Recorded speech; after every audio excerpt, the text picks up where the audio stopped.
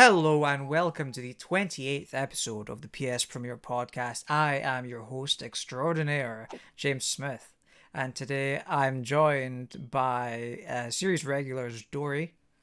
Hello, it's me. I'm Dory. I go by she, her pronouns, and you can find me on Twitch and Twitter at Declare192.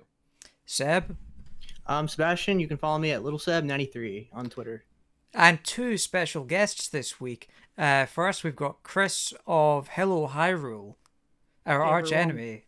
Hey everyone, thanks for having me on. It's an exciting week to be here. You can follow me on Twitter at a man named Babs or at Hyrule Pod. Great. And Travis from Draft Punks, the second Draft Punk, to be on our show. Yeah. You'll have to get the third punk in here sometime. Yeah, great. As said before, super packed week. Really excited to talk about stuff here. You can follow me on Twitter at Travis McGahee1. Yeah. Great. Or Draft Punks at Real Draft Punks. Of course. Yeah, do you know, before we kick off, Chris, do you want to tell us a little bit about Hello Hyrule? Sure, yeah, awesome, thanks. So Hello Hyrule is a podcast that my friend Peter and I put out on a every other week basis. We actually put our first episode out on Sunday, and our goal is to go through every Legend of Zelda game in the chronological order according to the whatever Hyrule Historia nonsense. We just kind of said that because we wanted some guidelines. So we actually started out with Skyward Sword, which is fairly topical because they just announced the re-release. And we're basically, episode by episode, we want to explore every different, sort of town and area in the game and talk about the characters, talk about the shops, talk about like the life, like, everything within that world. And it's kind of lighthearted. Like, we want to examine the lore, but we also want to like ask dumb questions like, what does a choo-choo taste like? Or like, like what kind of scheme is this school system on Skyloft, like housing, like, because one person graduates a year, which just seems like a big scam. So it's fun. Neither of us are like professional Zelda people. Like, both of us have huge gaps in our knowledge of the series, which seems like a very bad idea if you're putting out a podcast on the internet. Yeah. But we wanted to learn about it, and we loved the series. So yeah. Do you recommend Skyward Sword so far? Because that's the one I haven't played yet. Yeah, I had never played it before I started last year. I think so I always thought it was very, very bad according to what I've heard. And I actually think there's a lot of good in it.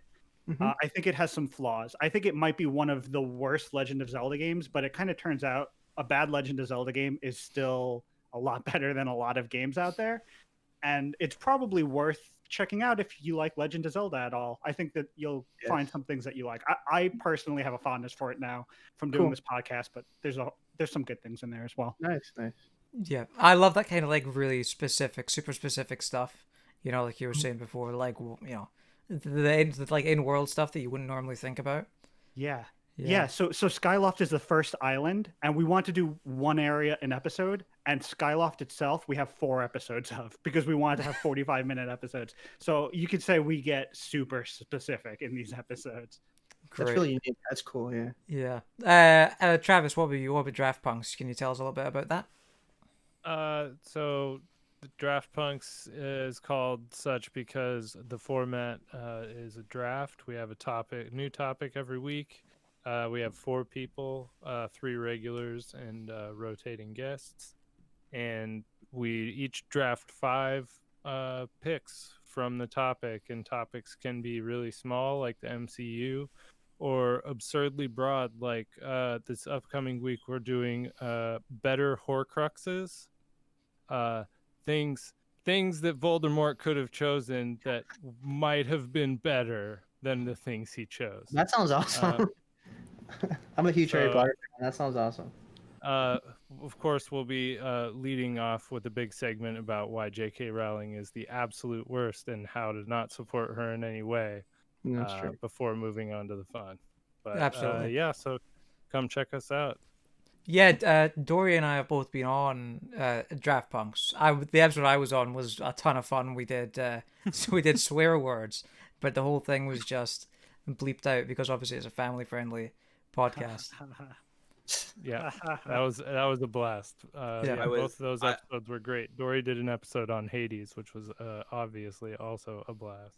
Yes, that was super fun. I got some of my picks. I may or may not have threatened violence about a couple of picks, and I was also on the fantasy draft episode where Travis left me in absolute shambles over losing Disco Elysium Final Cut. So I was in moratorium for a long time. Still probably am spiritually in a way. Right. Hey, so listen, let's get into like what we've been playing real quick. Yeah. Chris, we'll start with you. What have you been playing recently? Apart from, I mean, you can mention Zelda if you want, of course.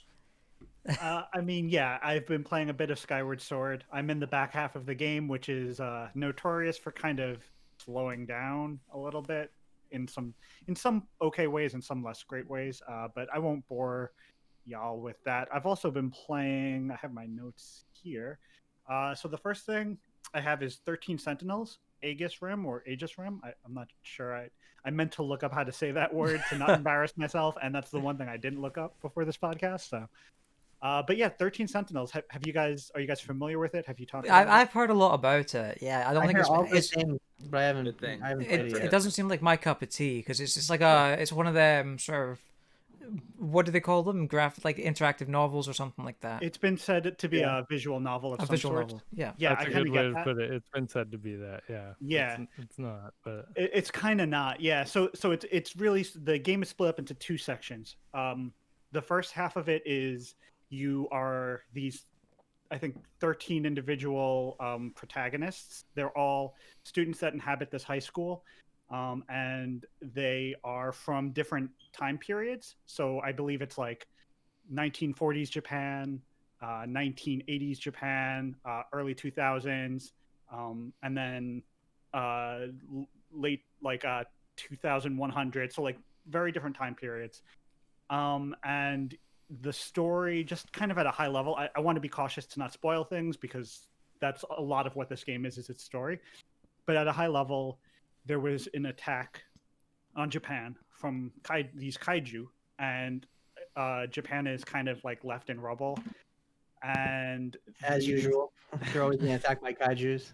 yes, exactly. And these 13 it's individuals. super Evangelion at the very beginning. I'm not gonna lie. It super is. Yeah, it's and okay. So yeah, everything's in rubble. These 13 protagonists have connections to these mechs, and they also kind of intersect with each other's lives, and there's a little bit of memory loss, a little bit of trying to piece together what's happening. Some of this game takes place during World War II era Japan, so it's a little bit of like, are these things from are these American-made weapons that attack Japan, or is this a greater plot? Turns out there's something more going on, and honestly, like on paper, a lot of these little things really aren't super my jam. Like, I'm not a huge anime guy. I'm not a huge, mech guy. Evangelion, I actually never watched.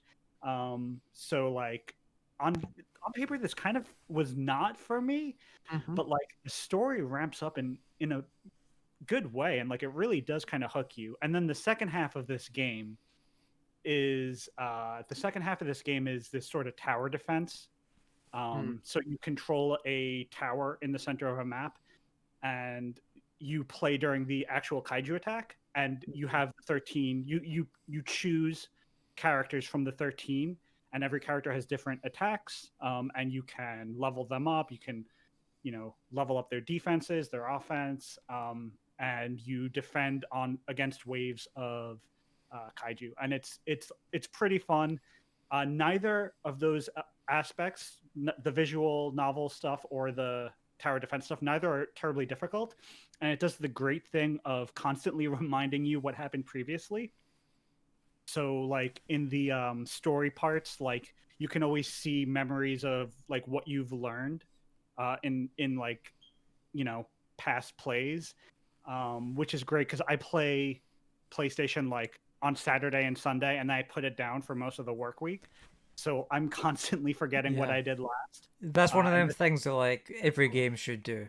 And Yeah. I like The Witcher 3 does that, and that's like because Mm-hmm. that game is long, and I played that over a long stretch of time, so it was nice to be able to come back to that and be like, oh, so that's what happened again.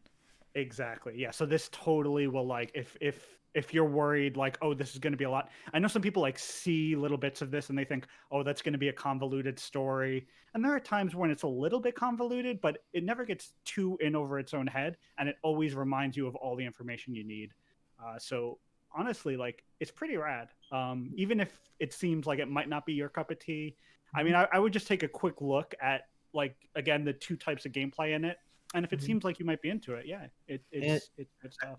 And I believe it's half off right now on the indie sale. So Yeah, for $30, I think that's a sweet spot for this game. $60, you know, I get people's hesitation, but I got this for 30, and I'm very happy with it. nice. Should I keep going down my list, or Yeah, sure. What's the Okay. next thing? How's my next one is Mario 3D World plus Bowser's Fury, Yes. which Me it sounds too. like some others also played a bit. Yes. This is such a oh man, what a package. This is like the two schools of thought behind Mario game design, and you get in one package, right? You have the linear tight gameplay Yep. in 3D World. You know, some people would claim it's some of the best Mario, you know, linear Mario gameplay there is. Mhm. And you can co-op it.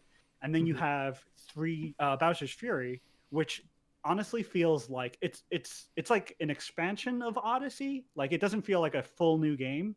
You could probably beat it. I beat the whole thing in like 8 to 10 hours. Mhm. But it feels like an evolution of that design where you have one Yeah. world, you have, you know, an enemy that's kind of always uh, a threat, like kind of pervasive. Yeah. And it's just one persistent world, and it kind of feels like, oh, maybe they'll take some of this for whatever follows Mhm. Odyssey. Right. And Cause to have, yeah. Go ahead. oh, Sorry. I was gonna say, just to have both of those in one package is like, that's killer, man. It's such Yeah. value. I'm playing through 3D World with my wife, and she doesn't play games as much, and we're both just in love with it. Big same. My daughter loves watching, so I was like, we need to get this, and yeah, she hates the fact that I always get to the flagpole before her. Like that makes her really mad. I'm like, I can't do anything about it. Do you have the problem where you're getting too far ahead and she gets bubbled all the time? It started out that way, and then she like, I think there are levels that she is better at than me, and there are levels that I'm better at than her at this point. But like sometimes when you get too far ahead, the camera won't catch up with you as much as you want to. That'll So pull like, you back, yeah. right, you'll fall off of a cliff, and like, yeah, it kind of goes either way. But yeah, I definitely went through a bit of that. It's so much better than the new Super Mario Brothers problem though, Yes. of people jumping on each other constantly. Yeah. I was gonna say about Bowser's Fury. I said it last week that I think this is Nintendo's experiment with an open world Mario game, not like open world as Breath in the Wild, but as an open area where there's Mhm. not like levels you jump into. It's gonna be just one big area. I think that's Mhm. the next game's gonna be like that. If you ask me. Yeah. I think it'll definitely at least have a few, like Odyssey had big open areas, Yeah, right? it But did. not this big and not Yeah. this persistent. So Yeah. this feels like an incremental step, I think, and I think there's going to be a lot of things from this game, maybe in the next one. Mhm. Miyamoto also like notoriously doesn't like being too iterative, so I could see him just changing the next thing up completely, and but I guess we'll see. I mean, Definitely has the series always does that. So yeah, I kind of expected to try something new. Yeah, for Mhm. sure. All right. what else have you got? Many more of these that you've been playing? A Persona, which I don't know if you want to save for now. yeah, We'll save that for now. Yeah. Okay. I also played very briefly Halo Master Chief Collection, which I hope I'm not doing a great sin by bringing that up on the PlayStation No, no. podcast. We don't playing talk it, about that here. But like, so I know a bunch of us are part of the MinMax community, and they organized a game night last weekend, and it was the first time I played any Halo game since Halo 3 back in like 2004 or 2005. feel like everyone knows how they feel about Halo at this point. Like it's either your thing or it's not your thing, and that's fine. But seeing the like playing with a community of people who have like different amounts of fondness for that series, and playing the personalized, like they allow you to create game types. So like we would play these weird games, like one of them made like a platformer, like a big circle, like all the everyone would run around in a circle, and there was someone right in the middle with like a warthog with a turret, and they would be shooting at everyone as they ran around that giant circle. It's basically And Duck just, Hunt. Yeah, Duck Hunt. Okay, so Duck were you there? I watched the video. KP put out a video on YouTube. I watched the whole thing. It made my day. It was so fun. Oh my gosh. So like seeing people like seeing the weird things people have come up with in the years, and Master Chief Collection gives you an opportunity to like take people's weird game types and just share them with friends. I think that was really cool, and that made me kind of appreciate Halo in a way that I really haven't thought about Halo in over a decade. So it was kind of just a cool thing to see. Don't worry about talking about Xbox on here. We somehow talk about Game Pass and Xbox a lot here. On this Yeah, podcast. we bring up Game Pass like every other episode. Yeah. Oh, that's great- funny. I'm gonna great bring up time. Game Pass. That's hilarious. Yeah. So don't worry about that. But yeah, was that it, or That's it for me. Yeah. that's it from you? Okay, Travis, what about you? What you been playing? Well, I've been playing Persona 5 Strikers as well. We'll get to that. Stardew Valley had a huge update finally come to console like a couple of weeks ago. My wife and I both dove back in super hard. Like I put in a year in like 4 or 5 days or something like that. And so I thought you meant you played like an actual year in real time. He actually entered the hyperbolic time chamber from Dragon Ball No. Z, and he put in a whole year. Yeah. no, That's nuts. 112 days at like, I don't know what, 15, 16 minutes a day. So, you know, I put in my time. Yeah.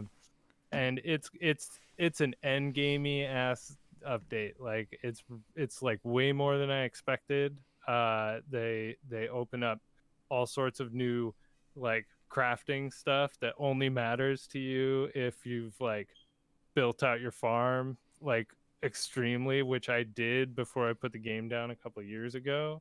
And yeah, it's just been extremely comfy to go back to. I recommend Stardew Valley to anybody. Stardew Valley is one of them games like that I wish I could get into, but I've tried so many times and I just keep bouncing off it for some reason, and it frustrates me. I literally only cared about min-maxing the shit out of my farm for the first, like, I don't know, 2 years of the game. Like, I didn't develop any relationships. I didn't do any fishing. Like, I did not do any of that. I did all of the things that could make my farm make me tons of money.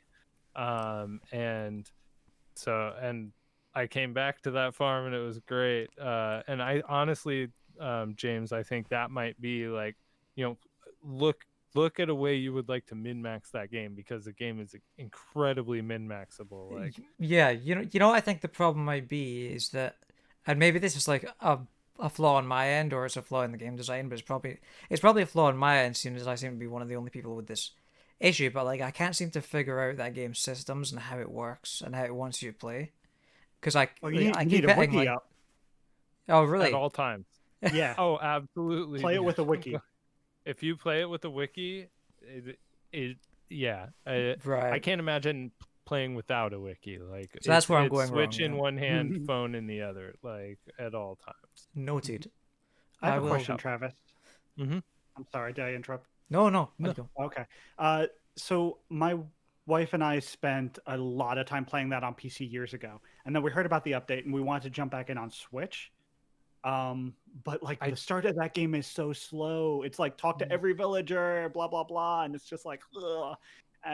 Did you guys play a lot of Animal Crossing over 2020? And was it weird jumping back to Stardew after? If so, We only played for a month and a half, Okay. maybe 2 months of Animal Crossing, and then put that down. And she's on like her 5th or 6th farm at this point. You know, she puts that game down and picks it back up all the time. So it wasn't anything for her. So I think Animal Crossing is what ruined us, or Yeah. ruined our enthusiasm for Stardew. Stardew is fantastic on its own merits, but I think my wife is more in an Animal Crossing mindset now. So that's where we are in the creative farm space or whatever. yeah. So yeah, I've been playing that. Also some Mario 3D World. I only with my wife, so only a little bit here and there when she's able to put down the Stardew needle. So and then on the anniversary of Hollow Knight's release, which was Wednesday, I decided to do the Path of Pain, which is the hardest platforming challenge in the game. There's literally no reason for you to do it. It's not even worth a percentage on the completion, like the Just pride, trial of the fool is in Yeah. the Colosseum. Absolutely, yeah, just pride. Jeez. Well, I mean, with the name of the Path of Pain, I wouldn't expect Mhm. anything. I wouldn't expect, roses and dandelions. Yeah, so for anyone who's gotten the good ending, the Path of Pain is like hidden within the White Palace, and you can only do it one time. And I streamed about an hour and a half of attempts, and then finished it up on stream, probably 3.5 more hours, and an extremely pain filled right hand. And God, I loved it. I have actually another save file I can go to and go do it again, and I think I want to. Like, there's enemies at the very end, and there's no bench within it, and I died to the enemies and had to go through a bunch of it again, and it just felt so easy. Like the thing I was stuck on for the last about 2.5, 3 hours of it. So I got through it right, and the enemies were right after that. I got back to it, died to it one time, and then made it through it again. So I only made it through it 2 times, and it was like really close to each other, and I felt really, really good, and like I advanced a lot. And that game is extremely good, and I am more hyped for Silksong than any game. Absolutely. Time. I mean, I can't even finish that game, but I'm very excited for Silksong. I mean, Yeah. I'm on the Yeah. same boat as you, Smithy. I didn't finish Hollow Knight, but I'm a huge fan of what it did, and I can't wait for the next one. And I Well- love the idea. What a brilliant idea to give a challenge that is incredibly brutal, but like they know that, hey, I don't want like any completionist to be completely broken by this, right? So we'll make it completely. If you want to do it, fine, but we're not going to put an ability at the end of it. We're not going to put like a story beat at the end of it or anything. Like, do it if you want. Otherwise, you can complete the game, and that's totally okay. Yeah. No, I Team Cherry for life. Big Yeah. ups. Anything else? That's it. That's it. All right, Dory, what about you? You been playing anything good? Yeah, I have been playing some good. Literally one game. I've just had no time with school ramping up and me starting to actually have full assignments and not just readings. So I've just been too busy for anything. I haven't even streamed this week yet, but I will rectify that tomorrow, I hope. Anyway, all I've been playing is Grindstone. It is an excellent puzzle game where I realized last week I didn't really explain it much, but basically what you're doing is like you're matching up these things called creeps, and you're trying to match up certain colors of the creeps and then get as big of a combo as possible. And if you get above a 10, you get a grindstone, and it lets you change colors to other colors of creeps, which lets you, of course, in turn get bigger combos. And there are certain enemies that have numbers next to them, so like you have to work up to a 10 to hit certain enemies, otherwise you can't hit them. And then certain like there are skeleton creatures that can come back if you don't hit their skeletons once, so you have to take 2 turns to hit them, not just one. There are even boss fights, which I didn't expect from this game, that are actually pretty fun. Sometimes the only part of the game ever frustrates me, and it's very minor nitpick, is just sometimes it doesn't explain its mechanics very well. Towards like the middle of the game, like as you get deeper, it just like lets the reins off, I think, a little bit much. And like certain boss fights I just didn't understand how to do. But overall, I'm having a really good time with it. It's my podcast game right now. So if I throw on a Dungeons and Dragons campaign, or I'm listening to MinMax or something, like that's the game I play. And it's been doing me wonders. So I really love Grindstone. I can't recommend it enough. It's really fun. How far in are you? Sorry. No. No, that's okay. I don't know. Let me check my Switch. I actually remember. don't know. So Apple put out their mobile like Yeah, it services was part thing, of right? that. And everyone was talking. This was like the game that everyone was talking about at that time. So I'm glad to see it on, because I don't have an iPhone, so I'm glad to see it as an option on. Yeah, I flip picked it. it up as soon as it came out. My flipping Switch doesn't tell me. It just says I played it such and such days ago. But I think I've racked up about 5 to 10 hours at this point, somewhere like that. I'm at level like 40. Yeah, I'm still in like, that's what I wanted to know. yeah. I'm So at is like it an level evolution? 40 or something. So isn't that an evolution on like the match 3 sort of genre? Yes. Okay, cool. That sounds fantastic. Except you want to match as many as possible, not just, it's kind of like Bejeweled, or one of those gem games or one of those matching games. But it's very intuitive. The animations are fluid, and it's just a fun time.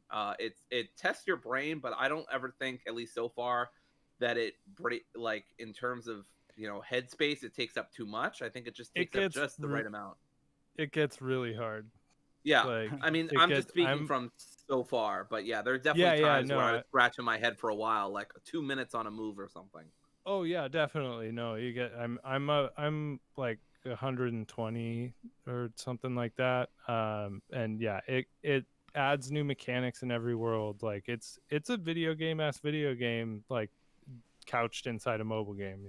Yeah, it's really good. You have an inventory, equipment, and stuff like that. Like there's an inn that you hang out at.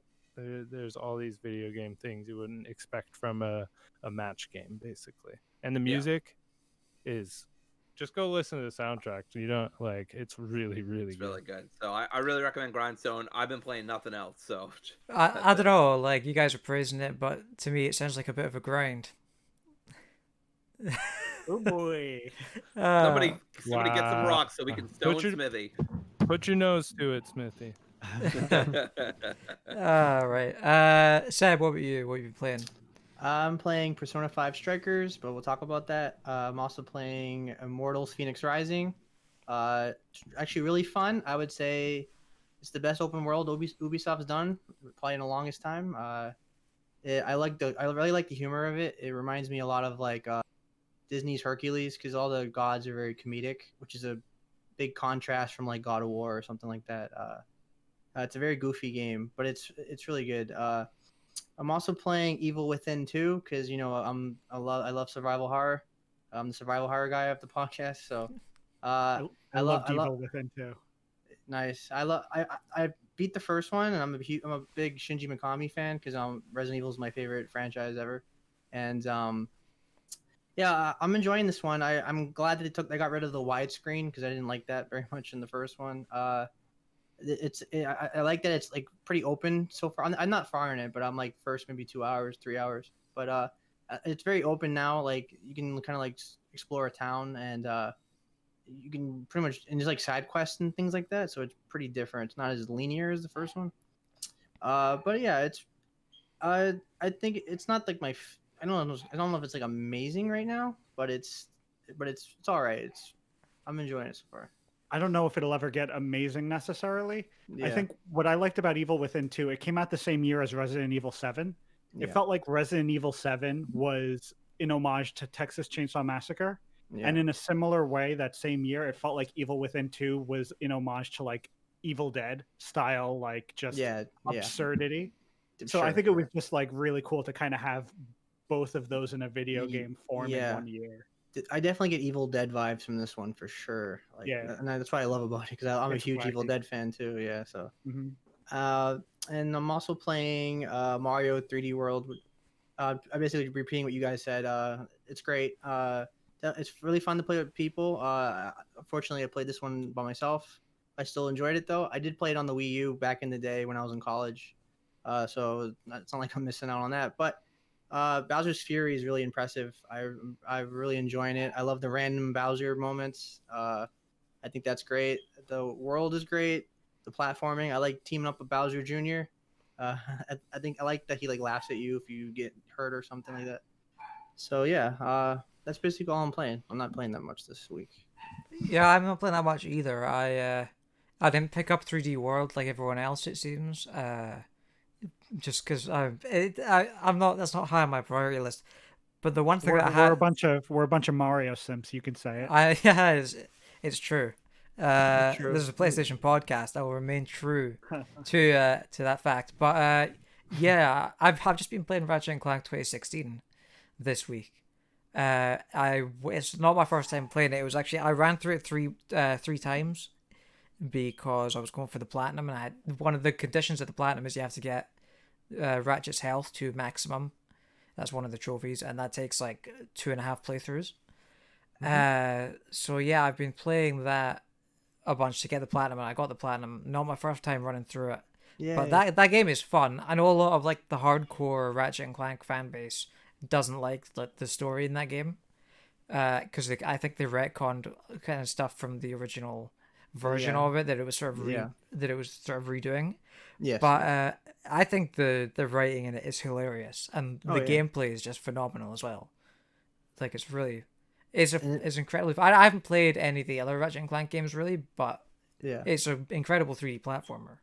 It's still visually impressive. Like even it blew my mind back then, like in 2016, like how gorgeous it looked, and it still holds up really well. So it's a great example of going for like an art style as opposed to realism, and like that art style kind of being able to kind of have a longer life.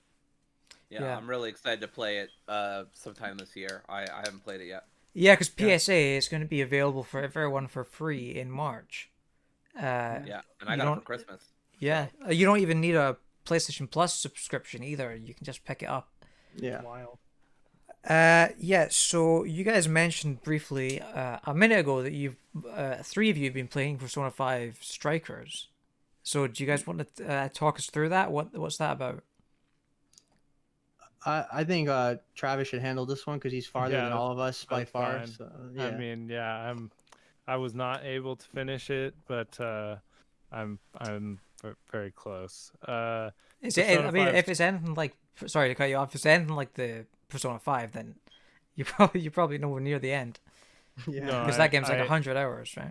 I've looked up how many jails there are. This game's supposed to be like 35 hours, just regular playthrough, 50 hours completionist. I'm definitely completionist. That seems reasonable.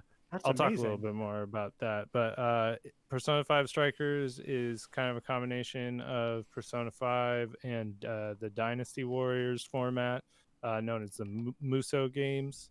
Lots of enemies, powerful attacks, different combos using square and triangle. The thing about this game, though, is it feels like Persona 5. Like a lot, surprisingly, in like many ways. The first thing, like for the first several hours, the only thing this game was doing for me was making me really want to go finally play Royal. Like huge fan of 5. It was the first video game my wife ever played, and like has totally like brought her into the hobby, so it's really important to me as well. We own the music in vinyl and CD format, so it's like I really love this shit, right? And yeah, absolutely. Like my wife stayed up an hour late the night that I started it because she was just like, I don't want to leave. Like this feels so comfy, cozy, and like that's one of the best things that I think they've done with this. Does anybody have anything to add to that? Yeah, actually, description? I just want to piggyback right off of that. The thing I loved about Persona 5 Strikers, I keep wanting to say Scramble. I think that was its name. That's the Japanese version. Okay. Yeah. It doesn't spend a lot of time in the beginning trying to catch you up with what happened in the past. It lets you kind of just jump right in, right? Like the high level pitch is like, you know, these kids went through some stuff, about 6 months pass, and these kids are getting back together. And like you feel that in the writing. The game doesn't start terribly slow, and like it doesn't really waste any time. Like you feel like it feels like an extension of Persona 5. I didn't play Persona 5 Royale. I know like if people jump into this from Royale, there's some things that it doesn't acknowledge from Royale, but like coming from 5 to this, it feels just like the next thing. It's a direct sequel. It feels exactly like a sequel. Like it's a spin-off game, but like if you didn't play the first game, you're not gonna have any idea what's going on, who the characters are. It expects you to know the first game for sure. But it's also handled by a different studio, right? Like it's not Atlas developing, it's Omega Force, right? Yes. But I don't know if Atlas had any involvement. I imagine they had to, like, They've got Sure. all the same voice actors, right? It's all the same composer, same band, same vocalist, all Yeah. that stuff, you know. So Yeah. and hey, if they didn't, what a bang up job. Like it doesn't matter to me, I guess, if they didn't, because they did an extremely good job of nailing the feeling of Persona 5, and that actually extends to the change in the combat. In that you're still using your personas all the time. It is not just your square triangle combos. But I've only played a little bit of Muso in the past, so if anybody else has, like, let me know if this is wrong, but it seems like knowing what each combo does is more important in this, because like each character has a specific combo that summons their persona and does a magical attack that does not cost SP. It doesn't cost from your mana pool. And that's extremely useful. Partially. I mean, it's more RPG than than a Dynasty Warriors game, because the best way I can describe it, Dory, like it's kind of like Kingdom Hearts in terms of like in battle you go through a menu, like, you know what I mean, during the bout, and that's an RPG too. And so it's surprisingly a lot like Persona 5, the combat, like, because the menus look like you're playing actual Persona 5, and it really surprised me how, like, I was expecting like a crazy like button masher game, and you actually have to go through a lot of menus and find the weakness of the monster with using a certain spell, and then you press circle to do the all-out attack a lot and things like that. I thought it was pretty unique. And then like when you're like not in combat and you're like you're in the dialogue sections, like if you just showed that like a minute clip of that, you would think it's Persona 5. Like it's dead ass accurate. Like it's crazy. To the point where you watch an hour and a half of dialogue between the first two jails. You know, that was the moment I was really like, oh, this is Persona. That's for sure. The thing about the you mentioned weaknesses and whatnot, and like and pulling up menus on the fly. The thing is, the combat, and correct me if I'm wrong here, but I don't think the combat really ever stops though. Like it's not turn based; it's all in real time, right? So like you hit the R1 button, you see like the special attack that your persona has, and if the enemies in front of you are weak to it. So it conveys all this information on the fly in like a really cool, effective way. So it bridges that gap, like not being an RPG, but showing you the information you would need if it was an RPG, like really in a really smart way. Go ahead. The game I really honestly get the vibes of that it's like scratching an itch of for me is Final Fantasy VII Remake.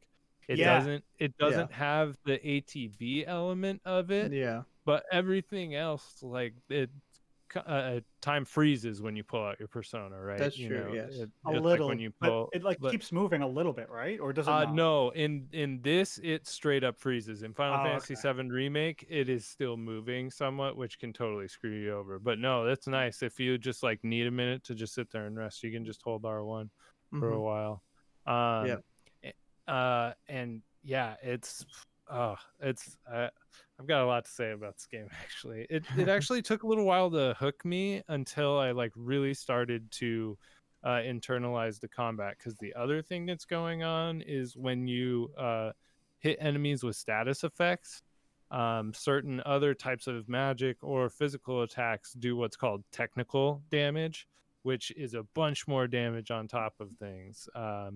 And nailing a good chain of technicals, like setting an enemy who's weak to fire like on fire, and then hitting them with nuclear to do the technical to the burn damage, it just feels like really good, and like you actually took the time to think about what you were doing. And internalizing that really helped set the hooks in me. And I also like that you can switch between the characters so quickly, like you just clicking the direction pad. And then I love that you can build up a meter and you do like a really cool special move with a character. That's pretty awesome. The showtime is those animations are awesome. Like like just carryover from Persona 5 is the excellent animation. This game is so stylish, which I love, because that's the best part of Persona for me is the style. I just love the music, how it's remixed in the battles. It's so good. The remixes to the music are phenomenal. Oh my god! I have the edition where like you have past Persona games that you can choose to put in as music also, and I just don't even want to do it because the Persona 5 remixes alone are so good. Yeah. I just hit a remix of Rivers in the Desert Nice. earlier today, y'all. Wow. And Nice. yeah, it's it's very good. I mean, that's one of the things about the music is the way that it sets the tone for what kind of scene that you're getting Yeah. is one of the ways that they really make this feel like Persona 5. Like they play a certain song in the background and you know exactly like this is where the villain's going to reveal what they are. Yeah. You know, or this is a sad moment where one of the Phantom Thieves is going to relate to this thing that happened to the villain in their past, you know. Yeah. Plus the story is a lot like Persona 5. Like it's literally like changing someone's heart again. Like, I mean, I haven't got far, but it feels like almost the same story that because I'm at the I forgot her name, Alice. I'm at that one. I just beat that one. Yeah, I feel like the same concept, you know. It's the same concept. Yeah, they changed some of the particulars, like some of the like the jail. Mementos Jail, is now Mementos. Jails. I think some of it is a testament to the writing and the voice cast. The voice cast is really good. A lot of dialogue happens in combat. I usually like to go with the Japanese audio, but like a lot of audio happens in combat, like with the cast going back and forth. So I actually had to switch it to English so I didn't miss anything. But the voice acting cast is fantastic. They're really good.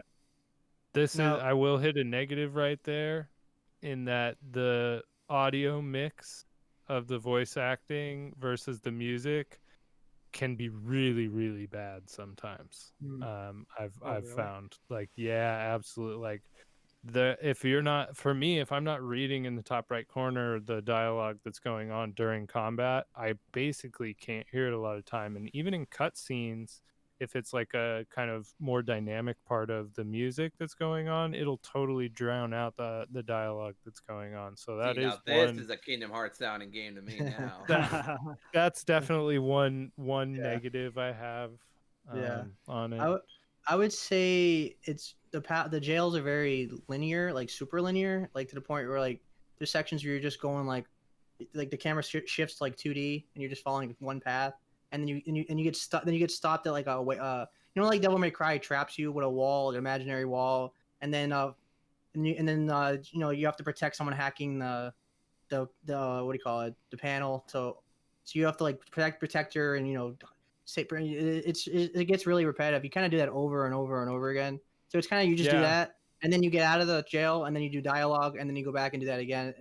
If the Persona 5 dialogue sections didn't click with you, I don't think this game's gonna click with you because there's a lot of dialogue to sit through and it gets very repetitive, I think. So can you all clarify when you say jails, are you being literal or I've literally never touched? It's a dungeon. It's a dungeon. Yeah, dungeon. That's what I thought. It's called jails whenever I heard game. jails, I was like, I think they just mean dungeon, but they're because they used to be called palaces in the original game. Now they're called jails. Yeah. One other thing I'll say that I don't know if I'll put this as a negative. It's honestly kind of a positive for me personally, but some people might not like the lack of friction that comes with this. All of the economies are broken. Every single economy is broken. If you take the extortionist skill that gets you more money from encounters, you'll never want for money. If you buy ingredients every time that you come back from going into the jail and get all the recipes, you never ever have to worry about SP. You can just like use your SP all of the time. It's great. I love that. I'm all for that. I'm like, I'll eat 3 curries to fill up 200 points worth of SP for my entire party, and then go buy enough ingredients to make 3 more right after that. Right. Like, I love the cooking. I think that's great.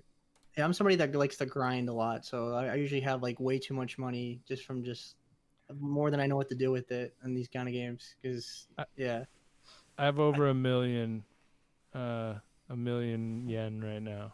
Nice. Wow.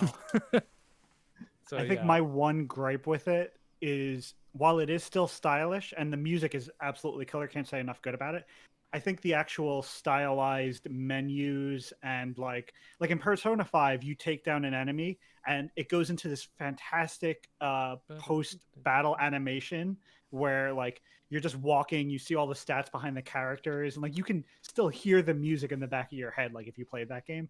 Yeah, and it kind I of was doesn't just do thinking that. And the start menu also, like it still looks good, but it's not as good as it was in Persona 5, which is like a weird knock, and I don't mean to be nitpicky, but I mean Persona 5 is like kind of the high bar of like stylish video games. And I think this comes in maybe just underneath it, which is still very good, but not the same. I'll agree with you, except for Sophie's shop. Oh, so I haven't gotten there. I don't know if I've gotten there, so I might. The shop that you get, the UI for that entire shop and the music is just incredible. It's not a replacement for Layer Cake, the music that plays in the Airsoft shop, but it's pretty good. Okay, I look forward to it. No, sorry, go ahead. Oh, no, you go. I was gonna say, do you guys recommend it overall for people? Like, let's say that do they have to play Persona 5 for you to enjoy this game, or should they just avoid it? Honestly, I guess if you don't want to play Persona 5, I don't get why you would want to play this game. And I would say go play Persona 5 first, especially if you have a PS5. It's free. Yeah. I think if you look at this game and the Muso elements and the way they've done that really looks appealing to you, even if you haven't played Persona 5, I think you could still enjoy the game just fine. But if you have been on the fence about Persona 5, like play that first. That's a fantastic game, and then come play this. Like it's a pretty easy recommendation. That's the thing. That's the thing for me is like I played 50 hours of Persona 5, but I kind of dropped off it because I'm not a big turn-based combat fan, and I'd sort of gotten a bit tired of that game. So but this, based on what you guys are saying, like this sounds like a lot of fun and something I would be that interested might in be playing. enough. I think 50 hours of Persona 5 is actually like you'd have a pretty good time. Absolutely. Yeah. The things that happen at the end of that game are not so important to what happens in Persona 5. Never mentioned one time. So like it's fine. Yeah. All you gotta know is that they're Phantom Thieves and they change people's hearts. Like, then you're pretty much ready to go. And they're in Smash. You've known that you've gotten to know the like a lot of the characters enough that you'll get those that frisson from like jumping back into the world. Right. One last really quick nitpick. I'm playing this on PC. It's fantastic. Atlas Games on PC. What a world we live in. But like, I tune it up. I crank up the graphics, and like, there's still some wild aliasing going on in like the Persona, like in the hideout scenes and whatnot. Like it's a bumpy looking game. Like it's very stylish, and like the menus look great. But like the character models themselves are like, they're okay looking. Like if you're kind of a graphics snob, you might have the same frustration. But chances are you can write me off as a crazy person. Do you think maybe like maybe they made it for Switch first and then ported it to PC, and maybe that's a symptom of that or something? Maybe it kind of looks like we were saying before. Some of the scenes look straight out of Persona 5 for better and for worse. Yeah, this looks like it could have been on the PS4, just like Persona 5 was on the PS3, just like Persona 5 was. Like, yeah. Except a lot of enemies on screen, and it handles that well on PC at the very least. I could say it no drops, like it plays buttery smooth. Yeah, I'm playing on PS5, and I've had zero issues with the frame rate so far. Hang on, is it actually on Switch, or am I just talking out of my arse? Yes, it is. It is. Oh, okay. It is. Good. I mean, I'm playing it on PS4. It did crash on me once. I lost about 2 hours worth, and now I save every 15 minutes. So my friends that have a Switch they all want to buy it on Switch because they're dying for Persona to come to Switch. So they're trying to like support, showing that like, oh, we want it too. It does seem like a Switch game. Like it does seem like a game that would be good on Switch. Yeah, I agree with but they're gonna put out P5 Vanilla and then P5 Royal for $60 each on the Switch. That's true. So still holding that garbage. Because if Persona 4 came to Switch, it'd be $60 too, probably. And it was like $15 on Steam or something like that. Yeah, I don't think they can go back after putting it on Steam for $15 if they do Persona 4 on Switch. I hope not. But yeah, we should probably move on to the news because we've got a lot of news to get through. First up is Vampire the Masquerade Bloodlines 2. Wow, that name is a mouthful. This is a strange story, one that I didn't see coming. Like, this game's had its share of development troubles. But Hardsuit Labs, the lead developer on the project, is no longer the lead developer on the project. They've taken off it, and the game's been delayed to 2022 or later, and they're putting some other team in charge of it, which it seems very late in the game. To like, I don't recall ever seeing a game this far along in development seemingly having its main developer switched.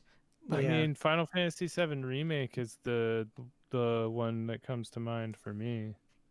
I didn't follow that game too much, I don't think, while it was coming out. When they switched, it took a couple of extra years, and then they got it out. I think it took an additional 2 years after the Switch, right? But, I think they tore it like pretty far back down to build it back up. That's one I can think of. They did the same thing with KH3.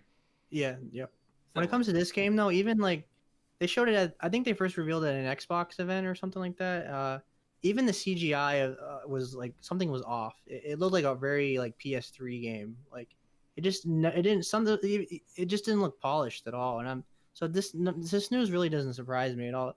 Something about this game is always just off. And then like they haven't showed any gameplay really at all. I don't think. Yeah. They showed a little bit, like a little teeny bit, but it's mainly been like CGI. It had a cool like puppet trailer where like there's hooks in people's eyes and they're controlling the people. But that trailer with like the Christmas tree, and it was it was set to that like 60s song or whatever it was. That was a fantastic trailer. I mean, it was all CG, but. So there's been a lot of red flags for this game so far. I've talked about this game before as a game I was kind of looking forward to because I never played the original, and I've really gotten into tabletop RPGs in the last couple of years. And Vampire the Masquerade is one of the most famous like tabletop RPGs to make it big in terms of video games or larger media. So I've been looking forward to this. So this is a real shame. Kind of raises all of my alarm bells in my head about like, oh, I don't know about this game anymore. So I was kind of looking forward to it because I love me a good action RPG, and I love me a good, especially games that are based on tabletop RPGs. Definitely appeal to me. So I'm hoping the best for this game, but lots of alarm bells, red flags here. Yeah. So I saw on Twitter, former Sony employee and now Iron Galaxy, I think CEO Adam Boyes, mentioned that for Killer Instinct reboot that happened years ago, that was Amazon's development studio initially was working on that, and that transitioned to Iron Galaxy. And he mentioned like, listen, this sort of transition can happen and the product at the end of it still can be good. Like, don't immediately write it off, which I thought was an interesting point. Like it's very easy for us outside of like to speculate, like, because this certainly does seem like red flags. But yeah, we don't really know where they are. Like maybe they're just at like the end bug at like the end of the finish line. So like if there is a transition period, and I hope there is, because there is a chance that a lot of employees might lose their jobs in the midst of this. And that's an important thing too. Hopefully they at least get some time to transition that work so that the new team knows what they're looking at, because developers do not want to work with other people's code that they don't understand, and that might be messy, Are you guys aware of how this actually parallels the tabletop Vampire? No. So in 2018, the studio that was responsible for Vampire the Masquerade, White Wolf, they were acquired in 2015 by Paradox, and then Paradox shut them down after most of the staff of White Wolf was dismissed for making controversial statements in November of 2018. Wow. All of that development was brought completely in-house under Paradox. So super interesting stuff related to Vampire the Masquerade. Maybe it's cursed. Yeah, because they had there was a thing, obviously all the controversy around Chris Avalon, was it? He was a contributing writer. There was that stuff, and he was a contributing writer to this, I think, and then he got taken off the project. Oh God, I forgot about that too. Yeah. This game is cursed. They have said that they this took all of property his is cursed. Yeah, they've said that they've taken all of Avalon's work out of the game. Yeah. So maybe that introduced complications, right? Maybe full Maybe. story beats were written by Avalon, and they had to pull those, and it was hard to plug those holes. That's the right thing to do, though. I mean, Yeah, props. agreed. Definitely, yeah. Agreed. But that's the thing is it's fascinating as well. Like the first game suffered, like it suffered at launch because it launched on the same day as what Half-Life was it Half-Life 1 or Half-Life 2? I think it was the first Half-Life, right? Anybody know? No. I'm not sure. Well, it launched to the same day as one of the Half-Life games, and it suffered a lot in the sales department because of that. And I'd hope the second one would have more of a chance at maybe having a smoother time of it. But I know Bloodlines relies heavily on community-made patches also. Like, I played the game like 10 years after launch, and it's one of those things where it's like, oh, you have to download a bunch of mods to get it to run well. It's such a beloved game. The first one's such a beloved game, and there's some cool stuff there. Like, the story's great.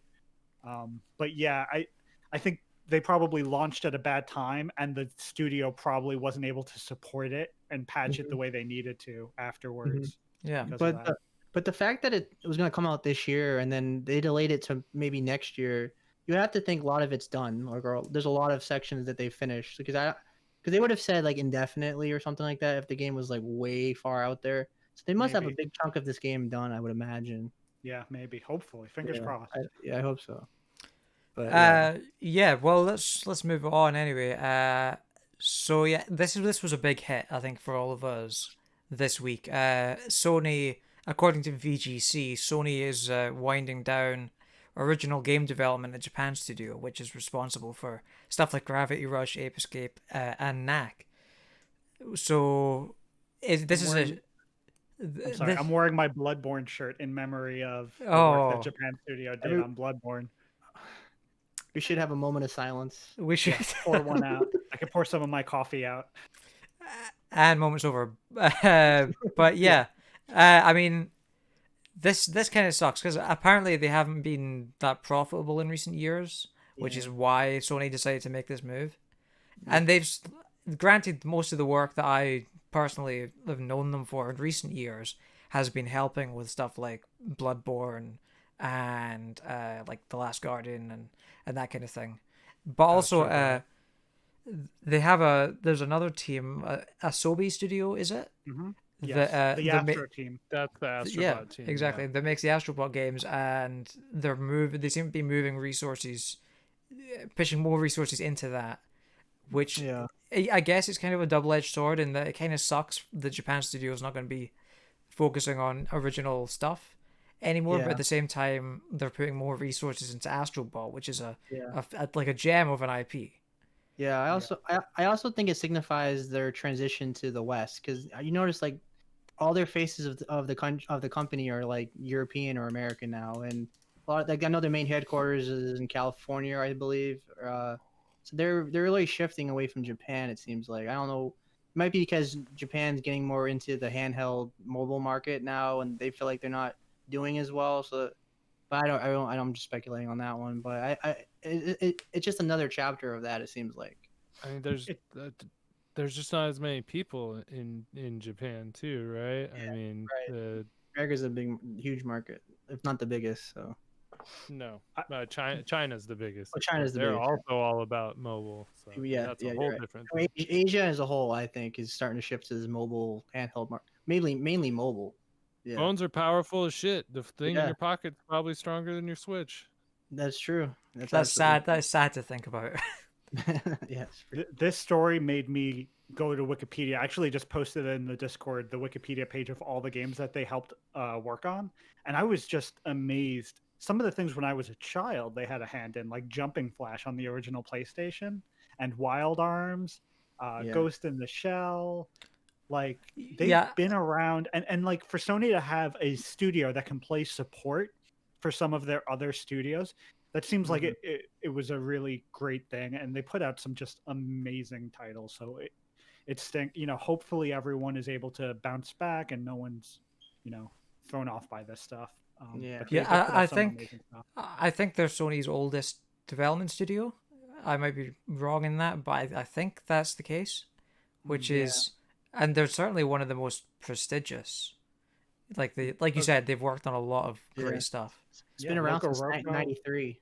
So yeah, it's been around. Demon Souls. They played a part in Demon Souls and the Demon Souls remake. That Demon Souls remake is unbelievable. I mean, Demon Souls is unbelievable. Yeah, I mean the fact that they helped any of these and all of these, real bummer. Yeah. All right, big brain right now. There's rumors that Sony it's not a matter of if, it's when with Bluepoint. Maybe the plan is for Bluepoint to come in and be that support studio. That would be a bad move if you ask me. I agree 100%. I think it's a bad plan. Yeah, I can't see them doing that because that's the thing. Like, they're known for I'd put them on more remakes because that's what they're known for. They've sort of built a niche for themselves. So that's the only play really. You just have to get them to, because nostalgia is such a big money maker. I mean, Activision seems to know that as well. Like you put them on Metal Gear Solid, you put them on Castlevania or something like that, and you just rake in the cash. The vibe I get from Demon Souls being a launch title on PS5 is like Sony knows the value of what Bluepoint is able to bring, to the table, and I think they will continue to work very closely together for a long time, but I don't see Sony making them a support studio necessarily. I think we're gonna. I don't know. I think we see another remake from Bluepoint, and then maybe they let Bluepoint do an original IP. I'd imagine they want to do their own IP. I'm not only speculating, but I would imagine after Demon Souls, they might want to put their finger in something new. Yeah, but I saw Nibble post on imagine Twitter. that would be part of the purchase contract. Yes. X remakes for Y original IP. Right. Yes. But the idea of Bluepoint doing Metal Gear Solid makes my whole skeleton leave my body and excitement. I would die on the spot. Yeah. On that. I would simply give them the cease Fox to engine, be. Konami. Do it, you coward. That's the thing though. Before Demon Souls was officially announced, they were kind of teasing that they were working on 2 projects. So I imagine maybe they have one team for remakes. In the future, maybe they have one team for remakes and one team for original IP. Yeah. Yeah. I mean, go ahead. Do you think you need a smaller pre-production team for a remake than a wholly original IP? I would assume so because I feel like there's less creative. I mean, there's still a lot of work and thought that has to go into meticulous 100%. No, I'm not saying that. Yeah, at no. all. Just but then like we were gonna say, the creatives. Yeah. There's less creative stuff. There's less drawing out. Okay, here's how this needs to work. Here's how this all fits together. It's all sort of the blueprint is there for you already. So I mean, they could be in pre-pro on multiple remakes at a time. And, I mean, people think Ape Escape is the new Ape Escape coming out because they keep there's a Twitter account that keeps randomly posting Ape Escape stuff in Japanese. So people are wondering if that means anything or not. But I can see That's that. just my Twitter account. We've discovered who is behind it. Yeah, I mean, I feel like Sony in general should dedicate more studios. Maybe not their big studios, but I feel like they should dedicate more people to remaking or remastering their older games, especially the ones on PS3, because those are stuck there on PS3 in the void. We can't get them on PS4 or PS5. Are you ready? Are you ready for that local Roco remake? Didn't they already do it? It's like a 2017 Loco Roco 2 remastered. There's a remaster. I don't know. I just want Resistance back. That's what I want. Just put a team on that. We had a chat a couple of days ago about a new Sony bringing back a multiplayer shooter of some value to Sony, and my mind went to Resistance. I think filled. I know some people said SOCOM. To me, I think Resistance really filled in during that generation. You're getting James excited. James can't wait for I never really. I know it's it has a popular multiplayer, especially Resistance 2. That had a huge community behind its multiplayer. I always saw them as single player games.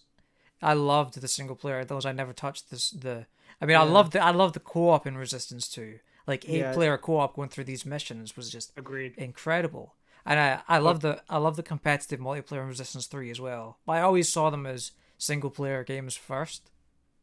Yeah. Yeah, when I think of Resistance, I mean, I don't know it as well as some of y'all do, but I always think about it as a single player game. I didn't even know it had multiplayer. Yeah. Plus, like, SOCOM is like, it was popular in a different era. Now we're in an era of like Call of Duty just dominates and stuff. Like, is it too samey to come back? You know what I mean? Because the last one bombed. I'm not to the fault of the developer, but I feel like I haven't heard the word SOCOM or the acronym SOCOM in like a million years. Like you said that, and that like blew up some like dust webs and like my freaking cobwebs in my freaking head. I'm like, oh yeah, SOCOM was a thing. Yeah. SOCOM reminds me of the era where Sony required you to have like an additional Ethernet adapter behind their console to play games on, like the PS2 sort of weird stuff you had to do to play multiplayer online. Yeah. What y'all are missing is that PlayStation does have an upcoming marquee multiplayer shooter franchise when The Last of Us Factions 2 gets announced. That's right. That's right, baby. I'm counting Dude, down. if they put all their support behind that, and if they like super built out the like camp stuff that was in the first game, like I feel like it could be just huge. Like with the way survival games are huge, but that's not on the docket here. So. To bounce off that though, like I think it'd be fantastic if they did a remaster for the PS5 of The Last of Us Part 2, and they included factions with that, and just so that everyone who's excited for The Last of Us 2 factions who was like throwing shit at Part 2 had to buy it again. Last of Us PGA Tour. $70. See, I'd rather them put it as a standalone game that is worth $60 by itself. That's what I want from it. Like, I'll gladly that'd be pay amazing. pay James just wants the people it. who are mad to have to buy it over again. Yeah. Which I support. To be clear, I support that. I mean, I would take it as a standalone game though. I never got a chance to play the first one too much in terms of factions. Let's go play right now. Yeah, all right. Podcast's over. I play with Travis. Travis is so good at freaking factions. And I'm terrible. Yeah. They could do the Rockstar thing, right? Of like GTA Online and Red Dead Online. I think you could pay like $5 or $10 for just those, and you could just download those. I'm not sure about GTA Online. You can definitely do that now with Red Dead Online. They did that as a standalone thing, yeah. Which was probably a good move because that game's sort of dying, but that would be a good idea. I think that's what they're gonna do. I think they're gonna release it as a standalone thing, probably.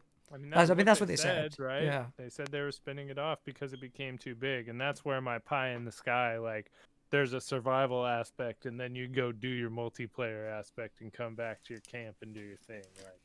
Like, I never played The Last of Us 1 online. That excites me. Like that, I'm bought in. If they do that, that sounds great. That would be great. Bring Travis onto marketing. Come on. Kind of like just bringing like more real time MMO sort of elements into it, like that. Yeah. I mean, survival's so hot right now. Yeah. Right. So Seb, you like Twisted Metal, right? Is that right? I do. So you'll be excited for the Twisted Metal TV show that's now in the works at PlayStation Productions. Yes. One thing that really gets me excited is the writers, because it's Rhett Reese and Paul Wernick from Deadpool and Zombieland, which is like some of my favorite movies, and it looks like PlayStation's really putting a lot of dough into this there, because they really, PlayStation really wants to get into the movie industry or the show industry. This is a great time for Sony to start their own streaming service for sure. I'm surprised they haven't done that yet, honestly. But I'm excited. Give them ideas. I think I mean, they have Spider-Man and a bunch of PlayStation IP. I'm shocked they haven't done anything like that. But I'm excited because I could see the show being like Mad Max, Fury Road, and if they do it like that with practical effects, you can have a really kick-ass post-apocalyptic kind of like show with it. Yeah, you know what I mean? I was trying to think how this could be a show too, and that's where my mind went. Make this Fury Road. Yeah, that'd be awesome. You guys had a great conversation last week about Mortal Kombat and like how that can be a successful movie. And I think it's some similar beats to that of just like, make this campy, make this fun. Like, don't get too caught up in like a dark, tragic story. The games never did. I love those first 3 games. Yeah. And just like make it good action. Yeah, I mean, look at Fury Road. I mean, Fury Road, the main character barely talks. Max never really talks. Exactly. They just jumped you right into the world, so you don't need to have a big setup. You don't have a tragic backstory where his parents died or anything like that.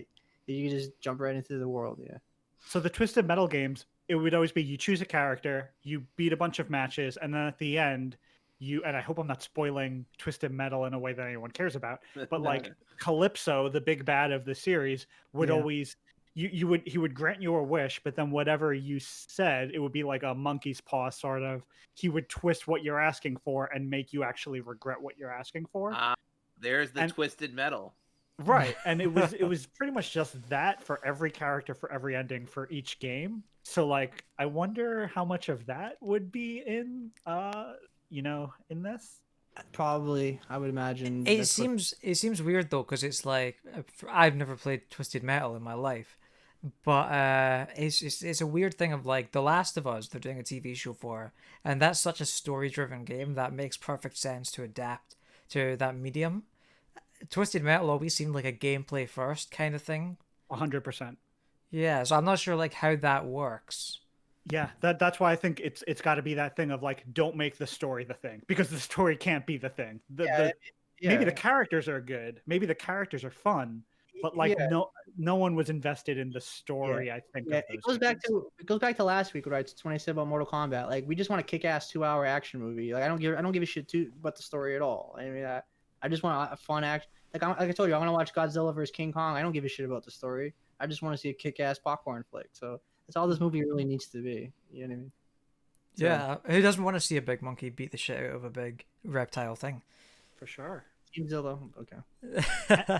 And it seems like, I don't know, for them to be putting this into a TV show, I think it's inevitable that we get another shot at rebooting the game. I know they tried it on PS3 and it didn't click, and Destruction All-Stars kind of has me convinced that maybe the world doesn't want a car combat game still right now. I mean, but maybe they'll give it another shot. The thing is, that game was missing like the weapons, like that game should have just been Twisted Metal. I mean, I think it was the same developer, so I don't quote me on that, but I believe it was. So yeah, that would have been a perfect time to do a Twisted Metal game and then tie it into the. If they bring back Twisted Metal and they don't bring back Resistance, I will be furious, because that would be a terrible injustice. Will be Furious Road? Is that Furious Road? Yeah. These puns get worse by the minute. But hopefully that's any good. Some more sad news though, because we like to be sad on this podcast. We don't like to be happy. I don't know about sad. Listen to My Chemical Romance. Were any of you guys looking forward to Anthem and their upcoming rework that's gonna change the game and make it good again? I want old BioWare back. Give me old BioWare back. So... I was excited for Anthem, the rework, because that game at its core, I feel like has some really strong elements, like the combat and everything. Like, it's really satisfying and that kind of thing. Unfortunately, it's not going to happen because they announced this week that they've killed Anthem Next. Anthem Next is next on the chopping block. Shocker. Which is... I think everyone likes a good comeback story. Like No Man's Sky did it. Final Fantasy XIV did it in like a landmark way. Like, even, I think there's a lot of bad feelings towards modern BioWare, and a lot of that, might be warranted. But like, to hear that they went back to the drawing board and were trying to take feedback and trying to make this something for people who had criticisms with the game, like, you wanted them to come out on the other end of it and have something to show for it. Like, you had developers working hard on something, and if it didn't pan out, it was probably the right call to not keep spending money into a sinking ship, by all means. But it's sad a little bit. And I saw an IGN editorial that basically was saying much the same thing. I haven't watched the video. I just saw the headline, but it was basically like, canceling Anthem Next sucks, and then in parentheses, but it's the right call. And it's that's probably it. Like, I had never had any investment in Anthem, and the only investment I ever had was to see Jim Sterling make fun of it on his YouTube channel, and that's about it. And then I just really had nothing else besides that. Yeah, go ahead, James. I'm a glass half full kind of guy. And I look at Ubisoft and I look at Rainbow Six Siege and how much of a shit show that was at launch. Like, everybody hated Rainbow Six Siege at launch. It was terrible. Nobody played it. But they spent money, they invested in that game, and they kept like changing it and updating it and trying to fix it. And they did, and now it's one of Ubisoft's strongest titles. What, 5 years later? Yeah. So Yeah, I it's mean, beloved. yeah, Yeah, so like it's I possible. still see still see clips all the time on highlight reel on YouTube. I still see Rainbow Six Siege stuff all the time from. I was from just players playing that it. are- I was just yeah, playing it an hour playing it. ago. Yeah. I'd say my thing there is the two Ubisoft games that everyone points to as having been rehabilitated are competitive multiplayer games. I'd say they did a number on The Division. They sort of turned that one around as well. Mm. Okay, yeah, okay, that's fair. But people liked The Division more at the start than anybody liked Anthem at the start. You know? True. For sure. And look, Yeah. service games are hard, right? Think about it. Destiny still goes through the cycle of Destiny is good now, Destiny sucks right now, Destiny is good again, Destiny sucks again. Like it, and it's been how long now? We're coming up on 10 years since that came out, and so I Jesus. think we might be nearing the end of the big wigs see service game pulling in dollars. Big wigs say, make me service game. Service game comes out too early. Like, we might be nearing the end of that. I feels hope like- so. Yeah. It feels like Anthem was what might be one nail in the coffin, and depending on how Avengers go, that might be the final, because that one I think has had a tough time making back profits, and that that had to be a very expensive game to make. Yeah, no one want it to be great. I want it to And be very good. that must have been an absolute train wreck if an Avengers game failed to sell to their expectations. Yeah. I mean, it was a train wreck from the first trailer, though. I mean, Yeah. that's a whole different conversation. But I think the Final Fantasy VII Battle Royale game is going to kill Battle Royale games, so we'll be look out for that. Yeah, while Anthem's not an MMO per se, the MMO genre is struggling a lot. There's very few games that are very successful, like World of Warcraft or Final Fantasy 14. I think those repetitive quests and missions today don't hold up anymore as much.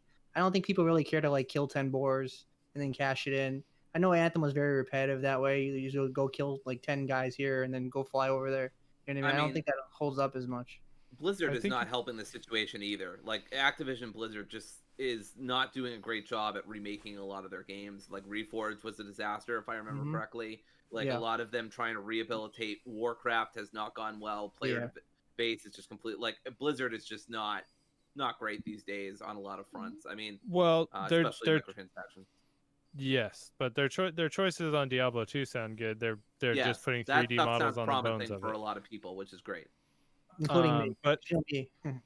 you know, to back to Go ahead. the MMO thing. Yeah. I think the things that people got from MMOs, they're getting in other places right now. Like I feel like Valheim, Exactly. or those kind of survival, True. have captured a lot of the MMO crowd who went to kind of do those things and hang out with their friends, but it's more customizable now.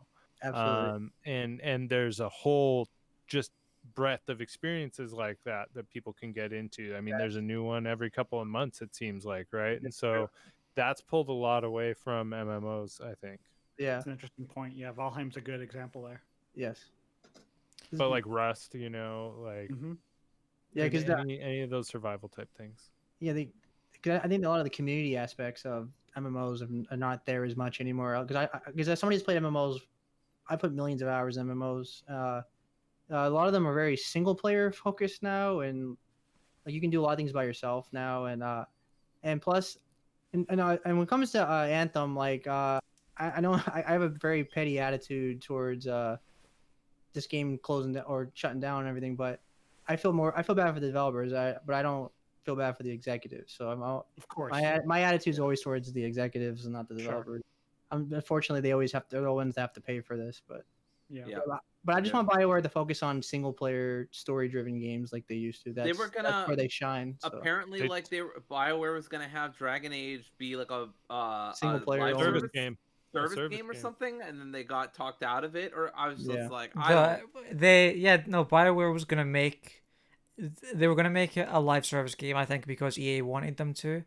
But after Jedi Fallen Order was such a success and Anthem was such a flop, the bigwigs at BioWare managed to sort of talk EA out of it and let It's them just make so it a single player frustrating. game. It's just like it's what people have been saying for years, and then it finally like the sales are such that the people up top are like, oh, I get it now because now I'm not seeing dollar Yeah. signs. Because Fallen Order was one of the top selling games of 2020, not Yeah. just 2019, the year it came out. It was one of the top selling games last year too. It's Wow. good. I think it was 10 million, I believe. It goes to show you money talks. Because Avengers bombed so badly, like it goes to show gamers if you really are against something, just don't buy it. The companies will react if they don't see the profit. If Anthem sold like hotcakes, or if Avengers sold like hotcakes, these service games will still be going on even if we all hate it. So I think it also helps. There was a lot of press backlash to both these games too. I think that definitely helped as well. sure, yeah. Yeah, but listen, are you guys ever playing a video game, right? And you're having fun, but you're thinking, wow, I wish this was on my face. All the time. Yeah. Well, have I got news for you then? Because Sony announced this week, among other things, that they're making a new VR headset, so you can play video games on your face. Wow, get on my face, Mario. I have actually had that experience with one game, and it's Star Wars Squadrons. So we're gonna clip Chris saying that, right? We're never gonna let that die. Put it on the Twitter page. Advertise this episode. Yes. Anyway, no, this is cool. I don't know a lot about VR, so I won't have a ton to say about this. But it's cool that they're still committing to VR because I know a lot of people were worried that PlayStation was like, all right, we tried, and like, well, look, there's just other people doing it better, and we just don't need to keep doing this. It's not our main thing. Yeah. But, well, why they don't do it the best? They lead the market. It's not a big market. It's pretty small. I believe they only sold like 5 million units of this. Out of like 100 million. What I've always said, right, is that about PSVR, I know a lot of people criticize it, like, oh, there's better VR headsets, they're like better quality and everything like that, which is true. What I've always praised PSVR for, even though I'm not a big VR fan myself, is that it's such a great entry point to VR because you don't have to have a high-end PC. All you need is your PlayStation, and it's less expensive than other VR headsets. Absolutely. All you need is a PlayStation, and it's like a 300 quid accessory to that. Yep. That's why they lead the market. For exactly that reason, I had a really hot and heavy weekend with PSVR, and I'm curious what your experiences are with it. But like, so PSVR, so I think it was like Black Friday a couple of years ago. It went cheap. It was like $100 or something, or even less maybe at Best Buy. And my in-laws, including my brother-in-law, who I co-host Hello Hyrule with, were all coming over, and I wanted to get something cool that could be a conversation piece. So I got PSVR. And I hooked it up and I showed them Tetris and I showed them Astro's Playroom, and it was amazing. PSVR, considering, its limitations, still works pretty well. But the problem with it that I had was you needed to take a bunch of wires, plug them into an external box, and then from that box you needed multiple wires to plug into your headset. You needed the camera there. You needed to be like a certain distance away from the camera. And then there's like the controllers as well. It was clunky. It was not very user friendly. And like for that reason, I couldn't keep it in my living room. You need a PhD to hook it up. So yeah. I wasn't going to use it unless I had my wife in the same room to tell me if I'm going to trip over our dog, because it was just such a clunky experience. And it sounds like they took that into consideration for what this next thing will be. Yeah, and that's the other thing as well. Like, you can't run it with 4K. If you've got it plugged in, you can't use 4K on your PlayStation, which is annoying. But yeah, it sucks. I mean, it's definitely like that's part of the reason I'm not a big fan of it. Is because like it's fun when you're in there for maybe half an hour because it's very uncomfortable in my opinion, but like it's also such a nightmare to set up So just the thought of like, oh, maybe I'll play some PSVR. Oh no, Yeah. but then I need to spend 20 minutes setting everything up, and it's Yeah, I like, can't oh, even maybe use not, it. maybe tomorrow. I can't even. I gotta unplug a whole different like wire just to get it to work on my PS5. But... See, I'll do you one better. I have everything plugged in except for the headset itself, and I don't ever touch it. I mean, I also have a 3-year-old and a 10-month-old puppy, so that might be part of it. But yeah. Too But many wires. the good news is, right, with this new one, it's going to be a single cord, so you just plug it right in. Thank God. So maybe I can finally play Astro's Playroom, which I've had sitting in my library for God knows how long. I've never touched. One thing I really want to do. Sorry, one thing I've always wanted to do that I've not done yet with the PSVR is like boot up Skyrim just before I'm gonna go to bed, climb to the top of a mountain, then go to bed, and I wake up at the top of a mountain. How cool would that be? To wake up at the top of a mountain. I thought you were going to say get to the top of the mountain, jump off so your heart starts racing, and then see if you could fall asleep at night. wouldn't you rather wake up at the very beginning of Skyrim, though? Wouldn't that be the funniest thing you could do? That'd be difficult to time, that one. But yeah. Just set an alarm. I don't know. Set your PlayStation as an alarm. They've got somehow. mods. There's probably a mod for that. No, There's- somebody just puts the headset on you after you fall asleep and like starts it at the right time when you start to sleep. Yes. God. Hey, I'm you're glad to finally hear- awake.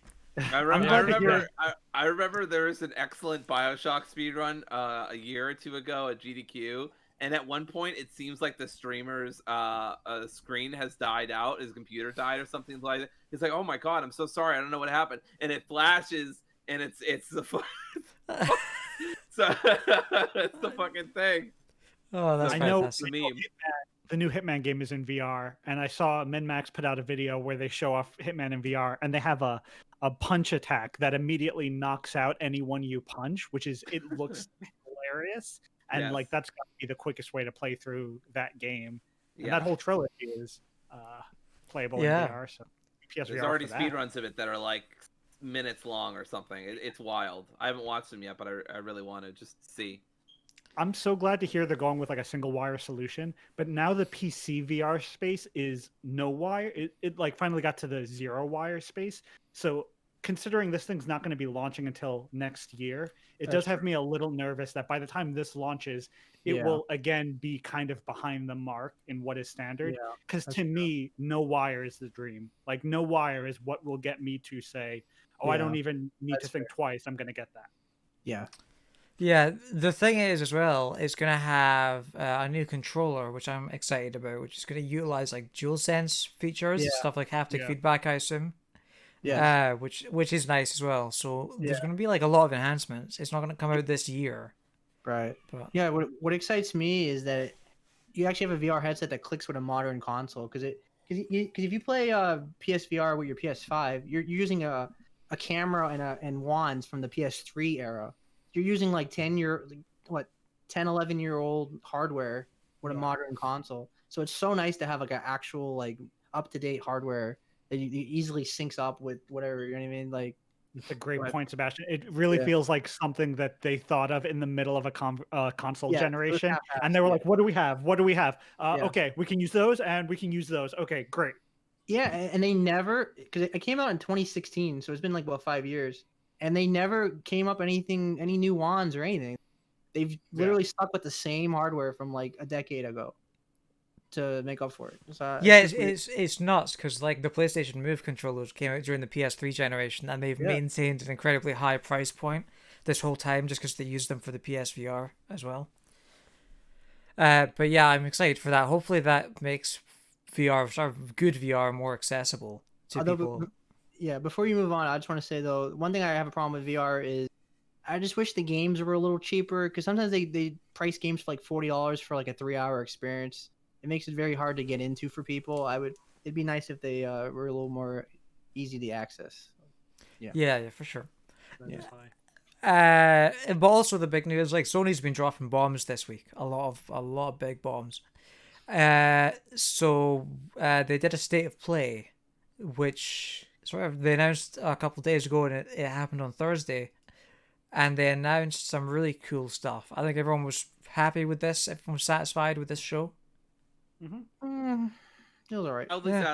Mildly satisfied. I was The very ending did it satisfied. for me.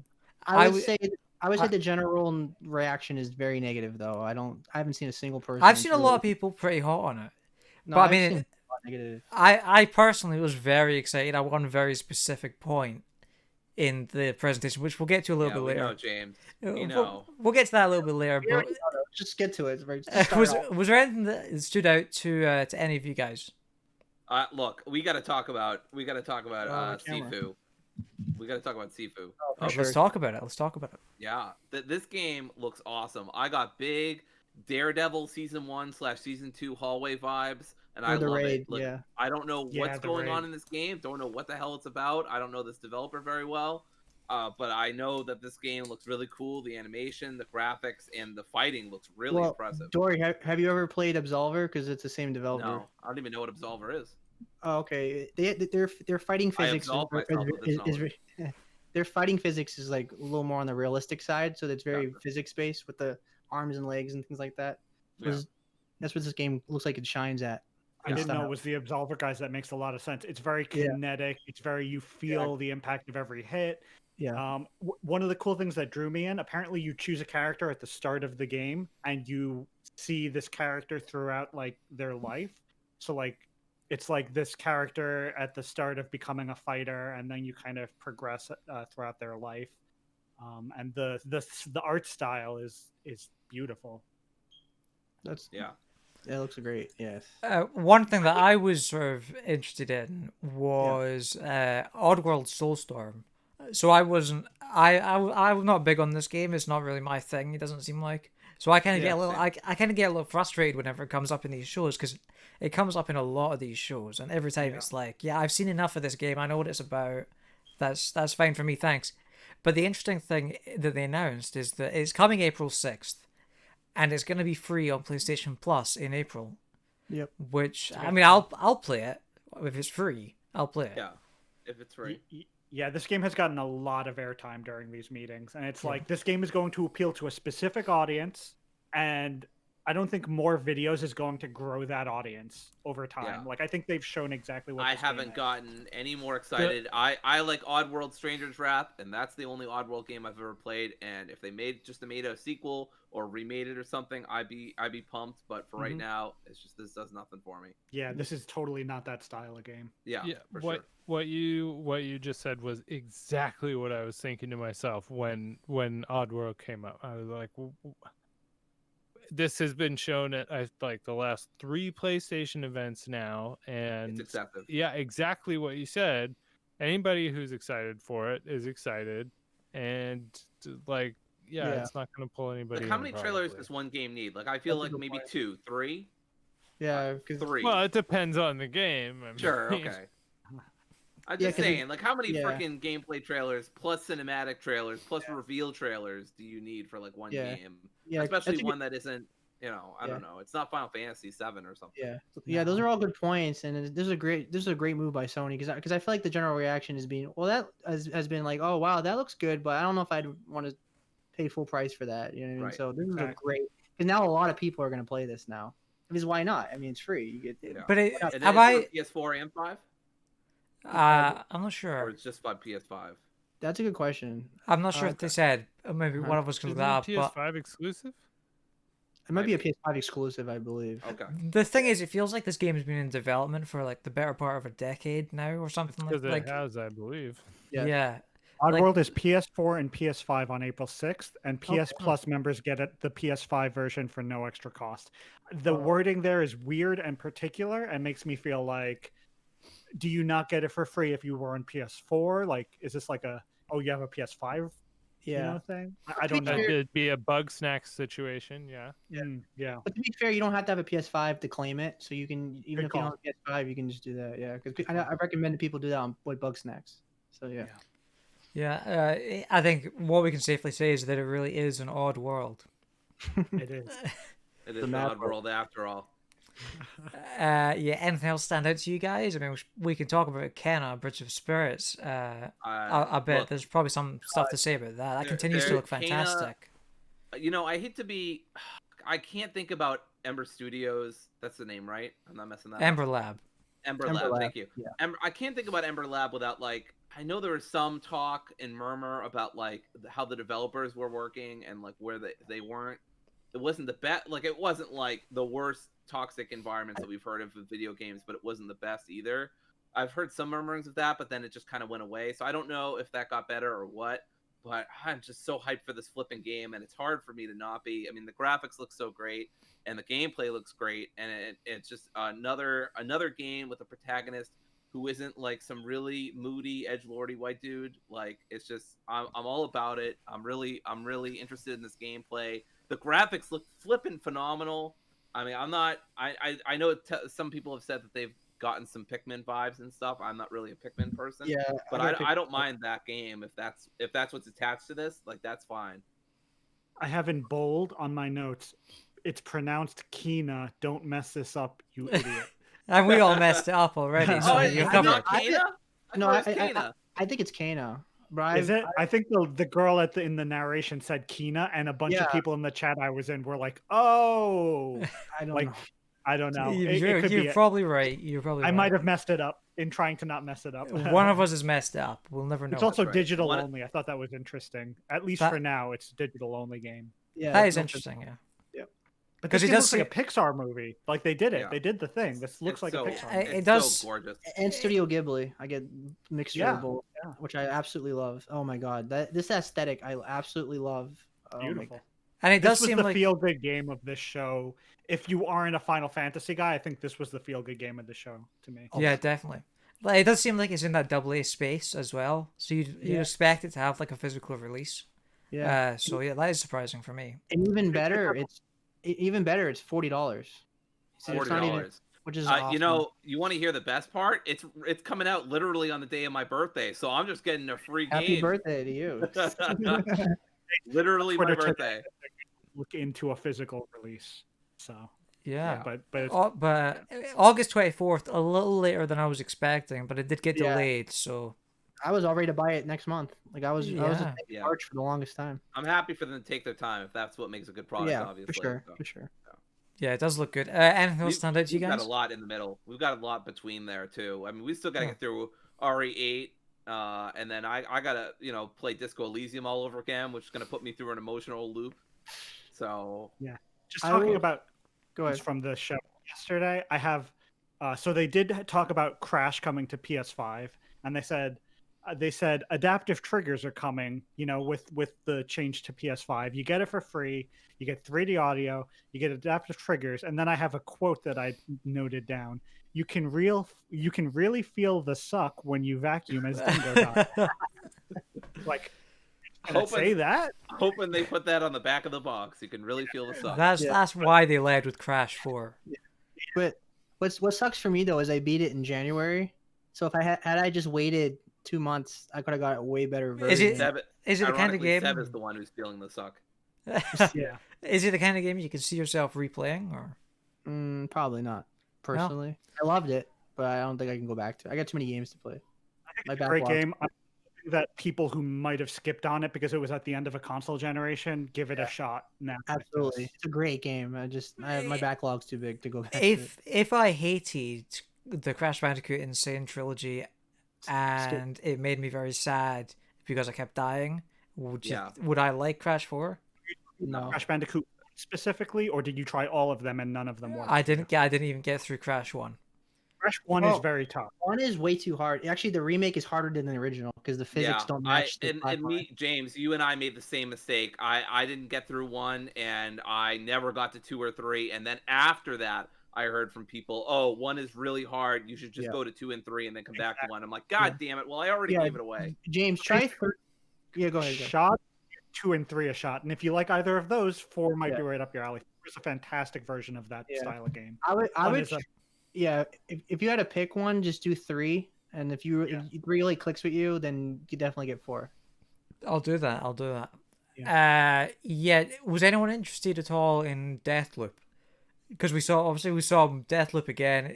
Arcane games, they're not up my alley. I've bounced off Dishonored a couple times. Trailer. So Arcane games, I'm kind of hold on a little bit. I like them, but they're not my favorite stealth games. This Mhm. trailer, it had Bond, it had like its own Bond theme. Absolutely.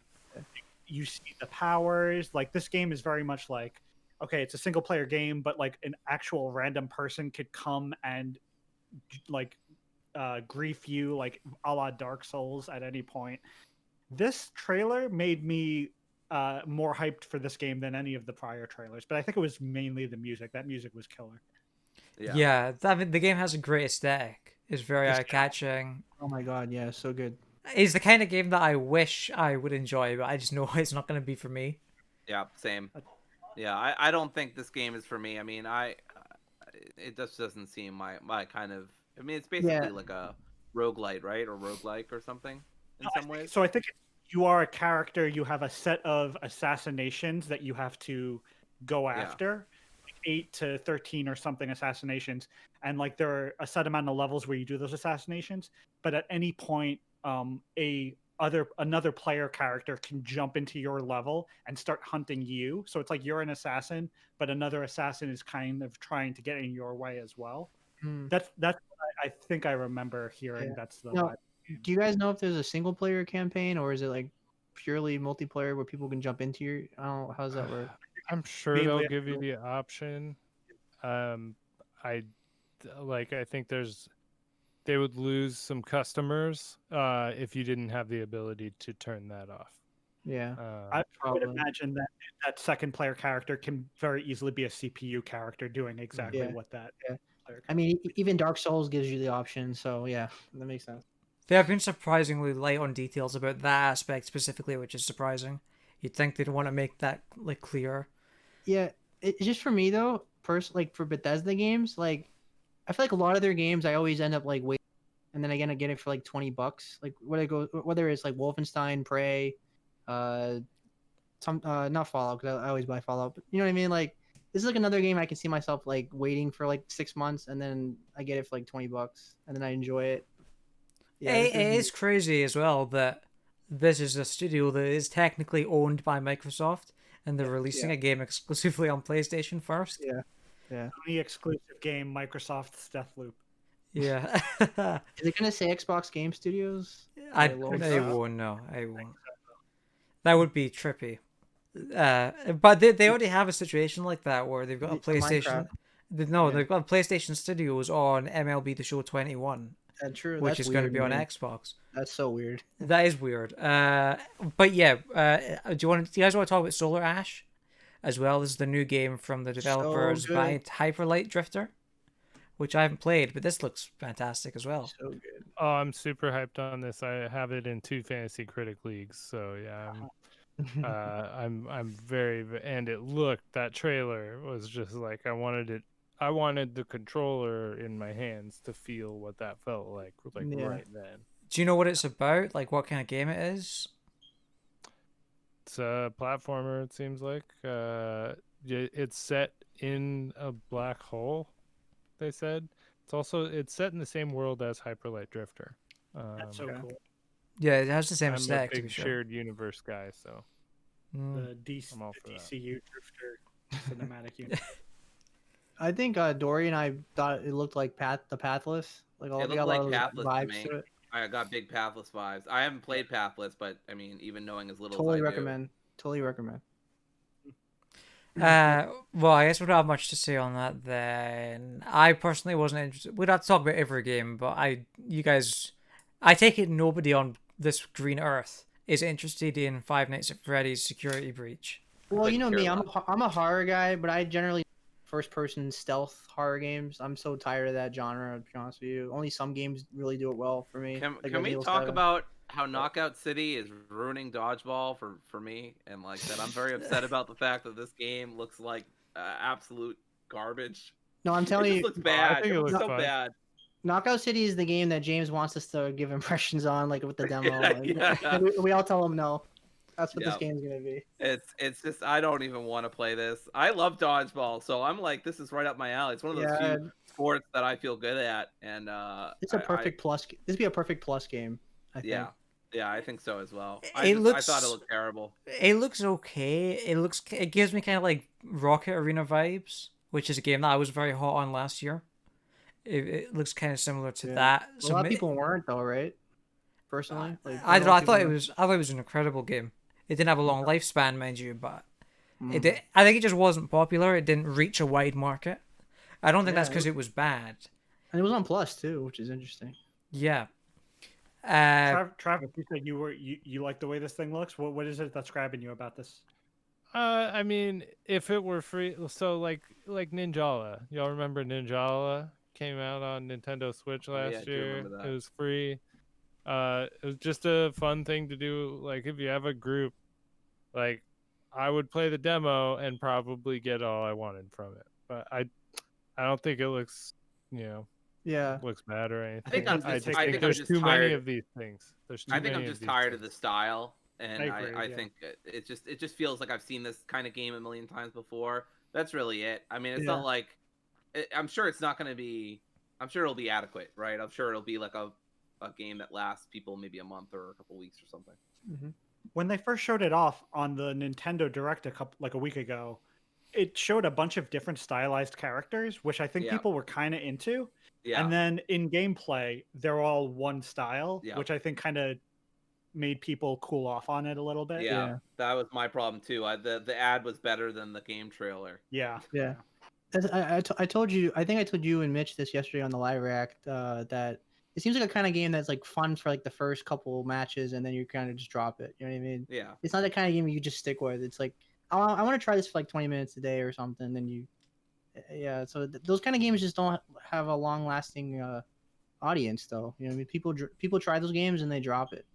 So. What everybody think about Returnal? I mean, I think at this point we've got enough Returnal. I think it's kind of like Oddworld at this point, but maybe I'm wrong. I'm still not too interested in that. I think it looks great, but the $70 price point is just. I might wait. Honestly, I thought the gameplay looked really chaotic, so I'm not sure how it's going to translate to 3D. But yeah. I mean, have you guys played how many House Mark games have you guys played? I didn't even know they were a studio until Returnal. Resogun. Resogun was my first PS4 game, and it was one of the best games on the PS4. I love that game. Do they have? I hear good things about them. Yeah, when the character in Returnal started firing her gun, it gave me like Resogun or like Nex Machina vibes. Like the bullets are like these orbs that like slowly went to the enemy. That was kind of cool. There's also like a weird first-person segment that I think a lot of people were like, "Is this PT now?" Did you see that at the end? I know. Yeah, Seb saw that. Trust me, he was crying on the inside. He saw that part. When they did that at the Video Game Awards, and I thought it was Silent Hill getting revealed or PT. Like they knew what they were doing. They knew what they were doing. I'm still bitter about that. I'll never forgive them for doing that to me. I stood up and I was so excited, and I was like, Don't get me wrong. I'm excited for this game. I think this game's gonna be hard probably because other games are quite difficult. Because as you mentioned, Chris, they throw a lot of shit at you, like a lot of lasers. Like you got to be constantly moving. Because a lot of their games are like twin stick shooters. Yep. So this game's probably going to be like that, but in a 3D aspect. Although, obviously, this is we got roguelike, so although $70 for a roguelike, I don't know. Like, I don't know either. I think the closest I've ever played to like Resogun and games like that is like the bullet hell moments in Nier Automata. Like those moments where you're in bullet hell stuff. That's the closest I've gotten to Resogun. Well, I got the same vibes because like those pink lasers that like were shooting at you were kind of like look like bubbles. Yes, it gave me Nier Automata vibes. Well, at least the bullet hell components, aspects, segments.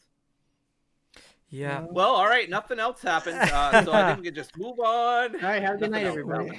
See you later, everybody. In all seriousness, though, we've covered everything now. Actually, we covered everything except, I guess, the big one. A little small announcement. The big one. I've saved the biggest piece of information till last.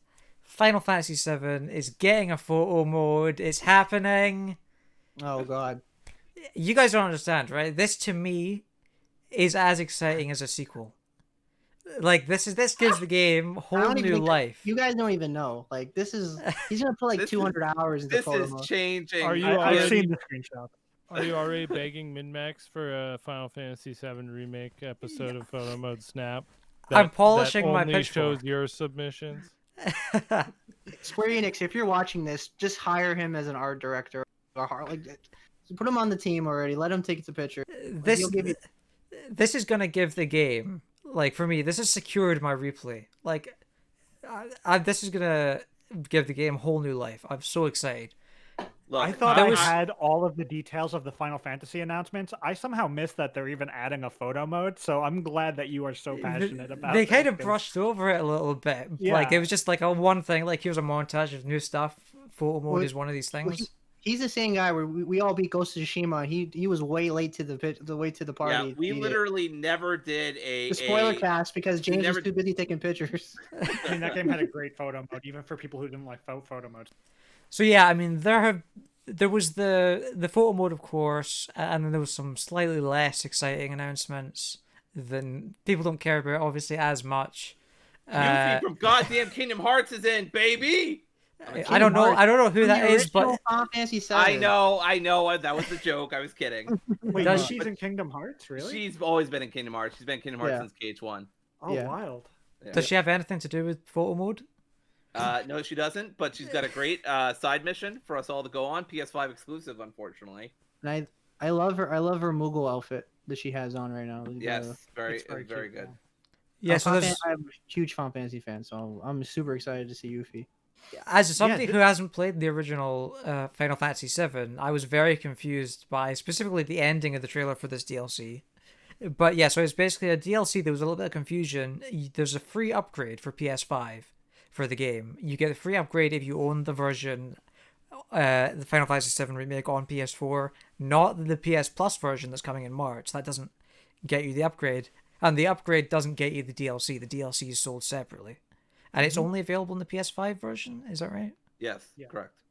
So a lot of confusing stuff there. This has completely convinced me I need to get a. I was already convinced, but I'm even more convinced I need to get a PS5 Yeah. this year so I can And play if- that. 'Cause I have to. Yeah, and if you buy the Big change. PS5 version, it's $70. But the version that you buy separately if you- comes if you with the don't- DLC, right? Yeah. If you don't own the PS4 version, you have to pay $70 for the PS5 version. But it's free if you do, and if you do buy the $70 one, you do get all the DLC apparently. And it's called Integrate. Final Fantasy VII Remake Integrate is the PS5 version. If you ask me, they should God, I have. love Nomura. If you ask me, they should have just integrated the DLC into the PS5 upgrade. Hey! Hey. That would have been nice, yeah. Should have been called ×2/358 to buy sleep. But yeah, this DLC is a big deal. Apparently, was this like I know they did spin-offs for Final Fantasy VII, like the original, like they had that Dirge of Cerberus thing and that kind of thing. Yeah, it has Is its this- own like story arc. Yeah, it has a whole. Is this a new thing or is this like a remake of one of those? No, this is a whole new thing. Because Yeah. Yuffie in the original game was only an optional character. You had to do a specific thing to get her in your party, but you could have beat the game without even having her in your party. So But, who the heck is the guy at the end with the crazy gray hair? Because I don't recognize him. That is what's his name? He's in Dirge of Cerberus and in Crisis Core, I believe. Okay. I think his name is Weiss or something like that. Gotcha. Yeah, I saw someone making a joke about every video game outlet scrambling to write an article about who that guy is. Yes, Yeah. I also saw that tweet. Very good tweet. It's crazy that they're jumping all over the place because Dirge of Cerberus takes place after like Advent Children, which is the movie that takes place after 7. But like, you can kind of throw like, everything you know about the original like set of games. You can just throw it out because they're rebooting like the whole story. Because obviously, I'm not gonna spoil the 7 remake, but they changed so much, and they did the whole like I'm not gonna say, but with Sephiroth and all that. So just to talk about what's in this trailer, though, so like one of the things that changed, and this isn't really a spoiler, but like Avalanche is bigger as an organization in 7 remake than it was in 7. In Final Fantasy 7, Avalanche was like a group of 4 or 5 people. Yep. And in 7 remake, it seems like okay, there's actually multiple groups of people, and like Yep. Barrett and Co are one sect of Avalanche, and it seems like Yuffie's adventure is in the other sect of it has to do with members in the other sect of Avalanche, and like you kind of cross paths with the original crew in around like chapter 7 or 8 of Final Fantasy 7 remake. So it's like their way of filling in a chapter that was kind of missing in some ways. yeah. No, seems like they're doing that. Yep. I also love the idea that sorry, go on. No, go ahead. I love the idea that the optional character from the original Final Fantasy VII is in DLC that you could optionally just not buy or play. Like, what if you don't get Yuffie in the next FF7 remake because you didn't like? What if that's how she's optional now? Like, That'd be weird. that would be Very messed weird. up. But No, like, I think Yuffie and Vincent are definitely going to be in the they're canon, so they're definitely going to be in there now. Like That gameplay though, those graphics, I mean, can we talk about that? Like, that was just amazing. I was so hyped. I forgot how much I flippin' loved Final Fantasy VII Remake, and it was such a Yeah. surprise to me because I hadn't played any Final Fantasy game at all since Yeah. the original 7 back in the 90s or whatever. And I didn't even beat that because I was a kid and I didn't understand how turn-based RPG. I know, Seb, you're heartbroken. But No. like, so same thing happened to me. it took me beat by it 5 times. surprise how much I love that, and I just got all those feelings again from seeing the trailer. The And music the music's really out on Spotify. I exactly. know, I can't wait. The music's so good, Is and it it really on there evokes. yet? I checked this morning. Dun dun dun dun dun dun dun dun dun. It's the thing they do with all of these where it's all in Japanese. So Yeah. it's actually kind of hard to find on your own. You just need Yeah. to find a link to it and save it to your library, basically. Gotcha. But And what then excites not know what any of the songs are. Well, I think I'll know because it's pretty much the same as the original. What excites me though is this DLC really opens the door to all exciting stories that they can do. Like now they can do like a DLC for Crisis Core with Zack. Yeah. It's a little bit of a spoiler, but he isn't. Okay, I know. But Yeah. you guys know the general. Aren't they making a mobile game based on Crisis Core? No, it's not based on Crisis Core. Ever Crisis is every piece of the Final Fantasy VII anthology. Yeah. All of the blank C. You got Advent Children, Before Crisis, Crisis Core, Dirge of Cerberus, and now we're getting the EC Ever Crisis. Yeah. So On there's all mobile. your C's. And Before Crisis is about the Turks, I believe. Guys in the suits Reno, yeah. and all them. God bless you, Square Enix. God bless your dumb naming conventions that I love so much. So- But that seems like really appealing to me. If it weren't for the fact that I don't want to spoil the story for myself before the next Yeah, part of the same. remake comes out, Same. I'd be totally down to play that and get the whole story. That's but fair. I want to sort of stay spoiler free. I feel But like they changing might so much, though, change You it. don't have to worry. I don't Yeah. think you have to worry because they already changed so much from the original that if I told you what happened in the original game, it probably wouldn't happen at all. So It might serve to play through the original game now. Might serve more as a like, oh, now you'll have all these fun references and see everything they do different, rather Yeah. than you'll be spoiled on what they do the same. Like it seems like they're yeah, like swinging hard for the fences, and doing some different stuff. That's true, Um, yeah. One thing I saw on Twitter, I think it was Jason Schreier that tweeted it, was it's kind of funny how they're remaking Final Fantasy VII again with this game. Like once Yeah. wasn't enough. Yeah, they're remaking the remake. yeah. That's Yeah. that's one of the problems people have with the Final Fantasy series is rated. It's not to me. It's one of my favorite games ever. But because a lot of people adore like 6 and 8 or 9 or 10 or more, and they think 7 gets just too much focus, which it kind of is right now. Because I mean, 7 had like 5 games to it and a movie. So yeah, like But still, I mean, the remake at least was like yeah, a Game of the Year contender last year. absolutely. But to do a mobile game now too of like the same thing, it's like people are probably like, oh, enough of 7 already. But yeah, Maybe it's That's- good at that's pulling only- people in. that's is only good in a at pulling- Final Fantasy crowd. It- The I'm- average person wouldn't care about that. I'm 100% here for Ever Crisis because I'm Yeah. in the same boat as Dory. I didn't engage. The closest I got to engaging with the whole anthology was watching Advent Children. Yeah. The closest I got to engaging with the anthology is Kingdom Hearts 2, where they basically have the prequel for Advent Children. I'm not It even was. kidding. Literally, It it's was. the prequel for Advent Children in Kingdom It Hearts 2 because fucking Nomura. Kingdom Hearts 2 was a sequel to like Final Fantasy 10. It was a sequel to to Final Fantasy God. 7. I love this anime bullshit. It's great. Yeah. But yeah, no, I think it's wicked cool. Like seriously, and I'm so hyped for the Yuffie stuff.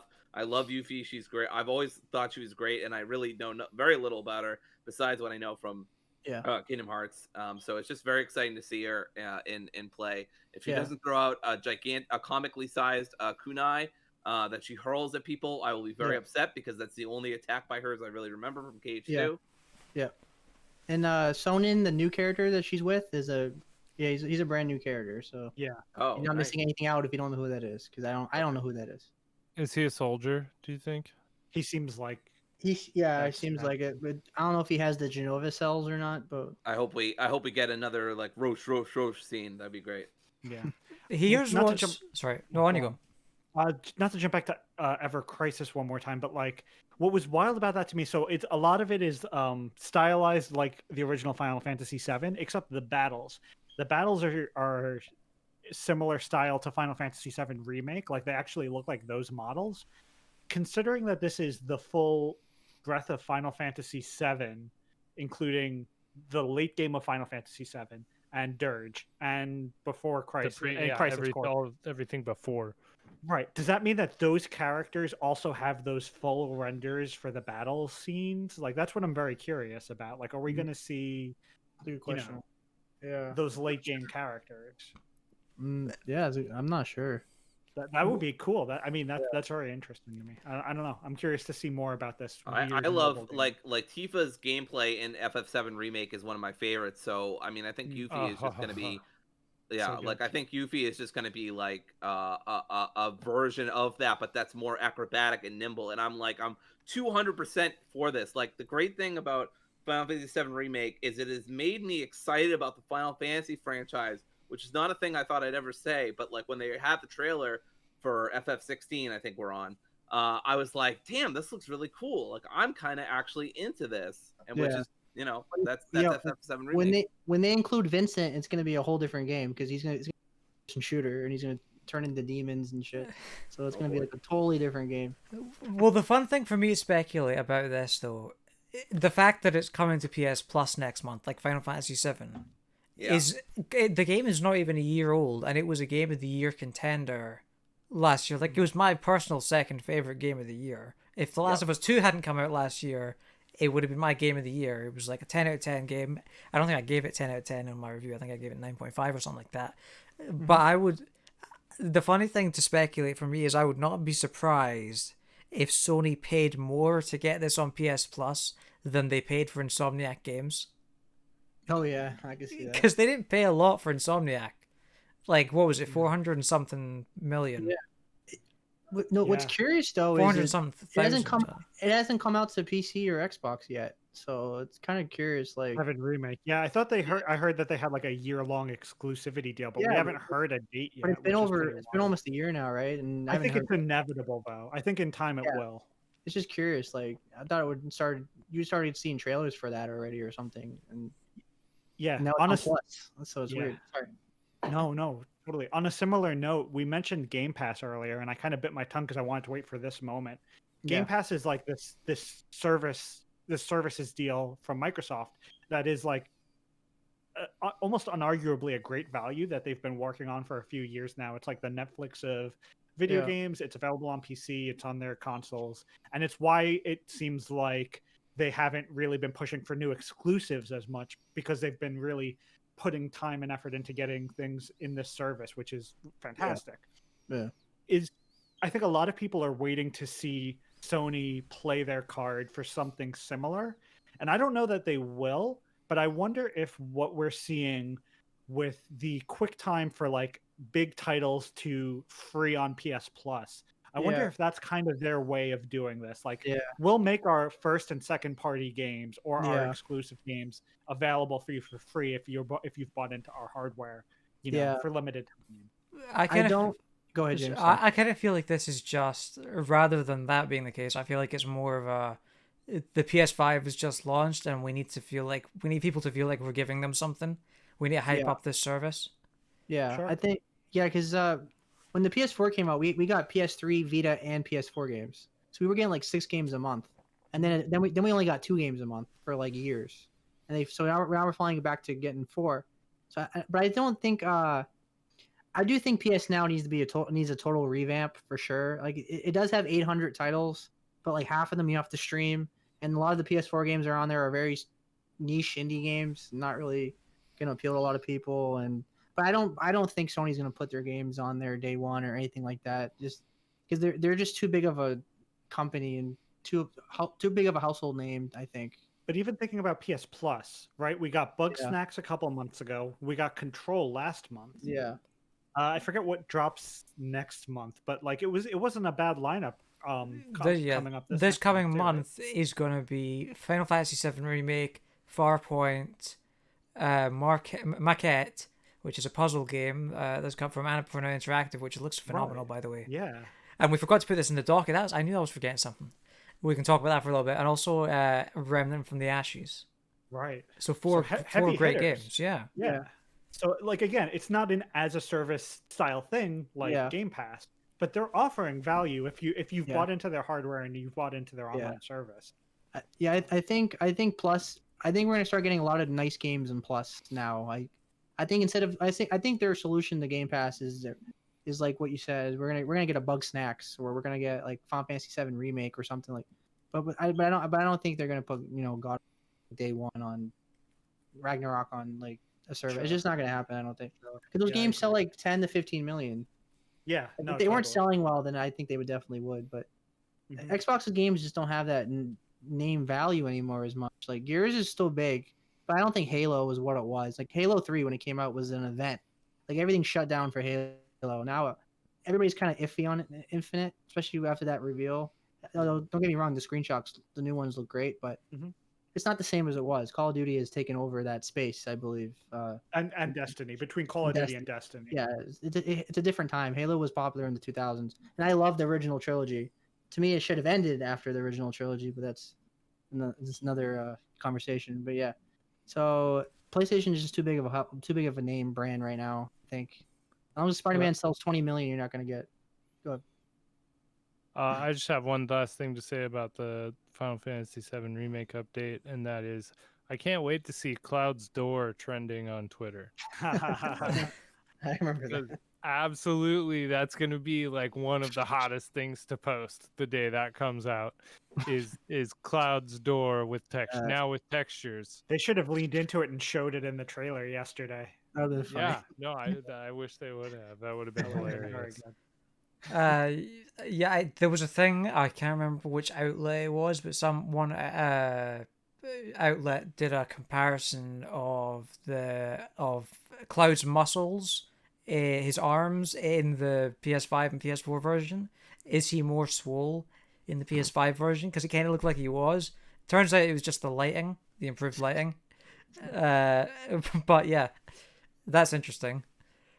So great work by whichever. I should probably do the research on that, but great work from them because that was fantastic. Sure. But yeah, on the Game people Pass, are thirsty for video game characters Oh, these yeah. days in a way.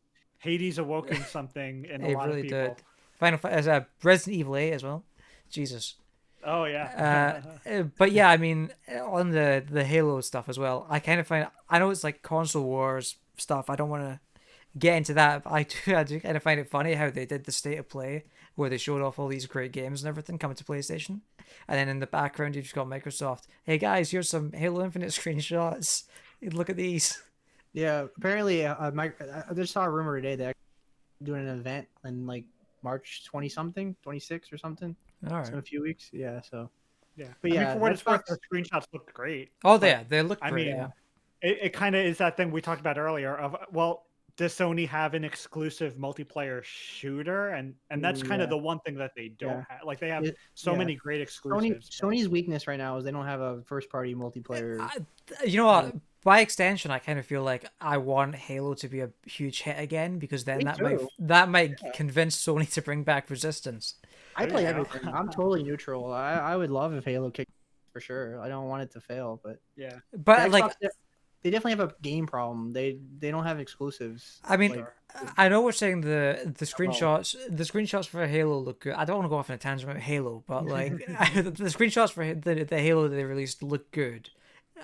Because they sort of changed the time of day and everything and the lighting. I'm in the camp of like, the game looked fine before. Like, it didn't look that bad. I think the reason people thought it just looked as bad as it did is because the lighting was so flat.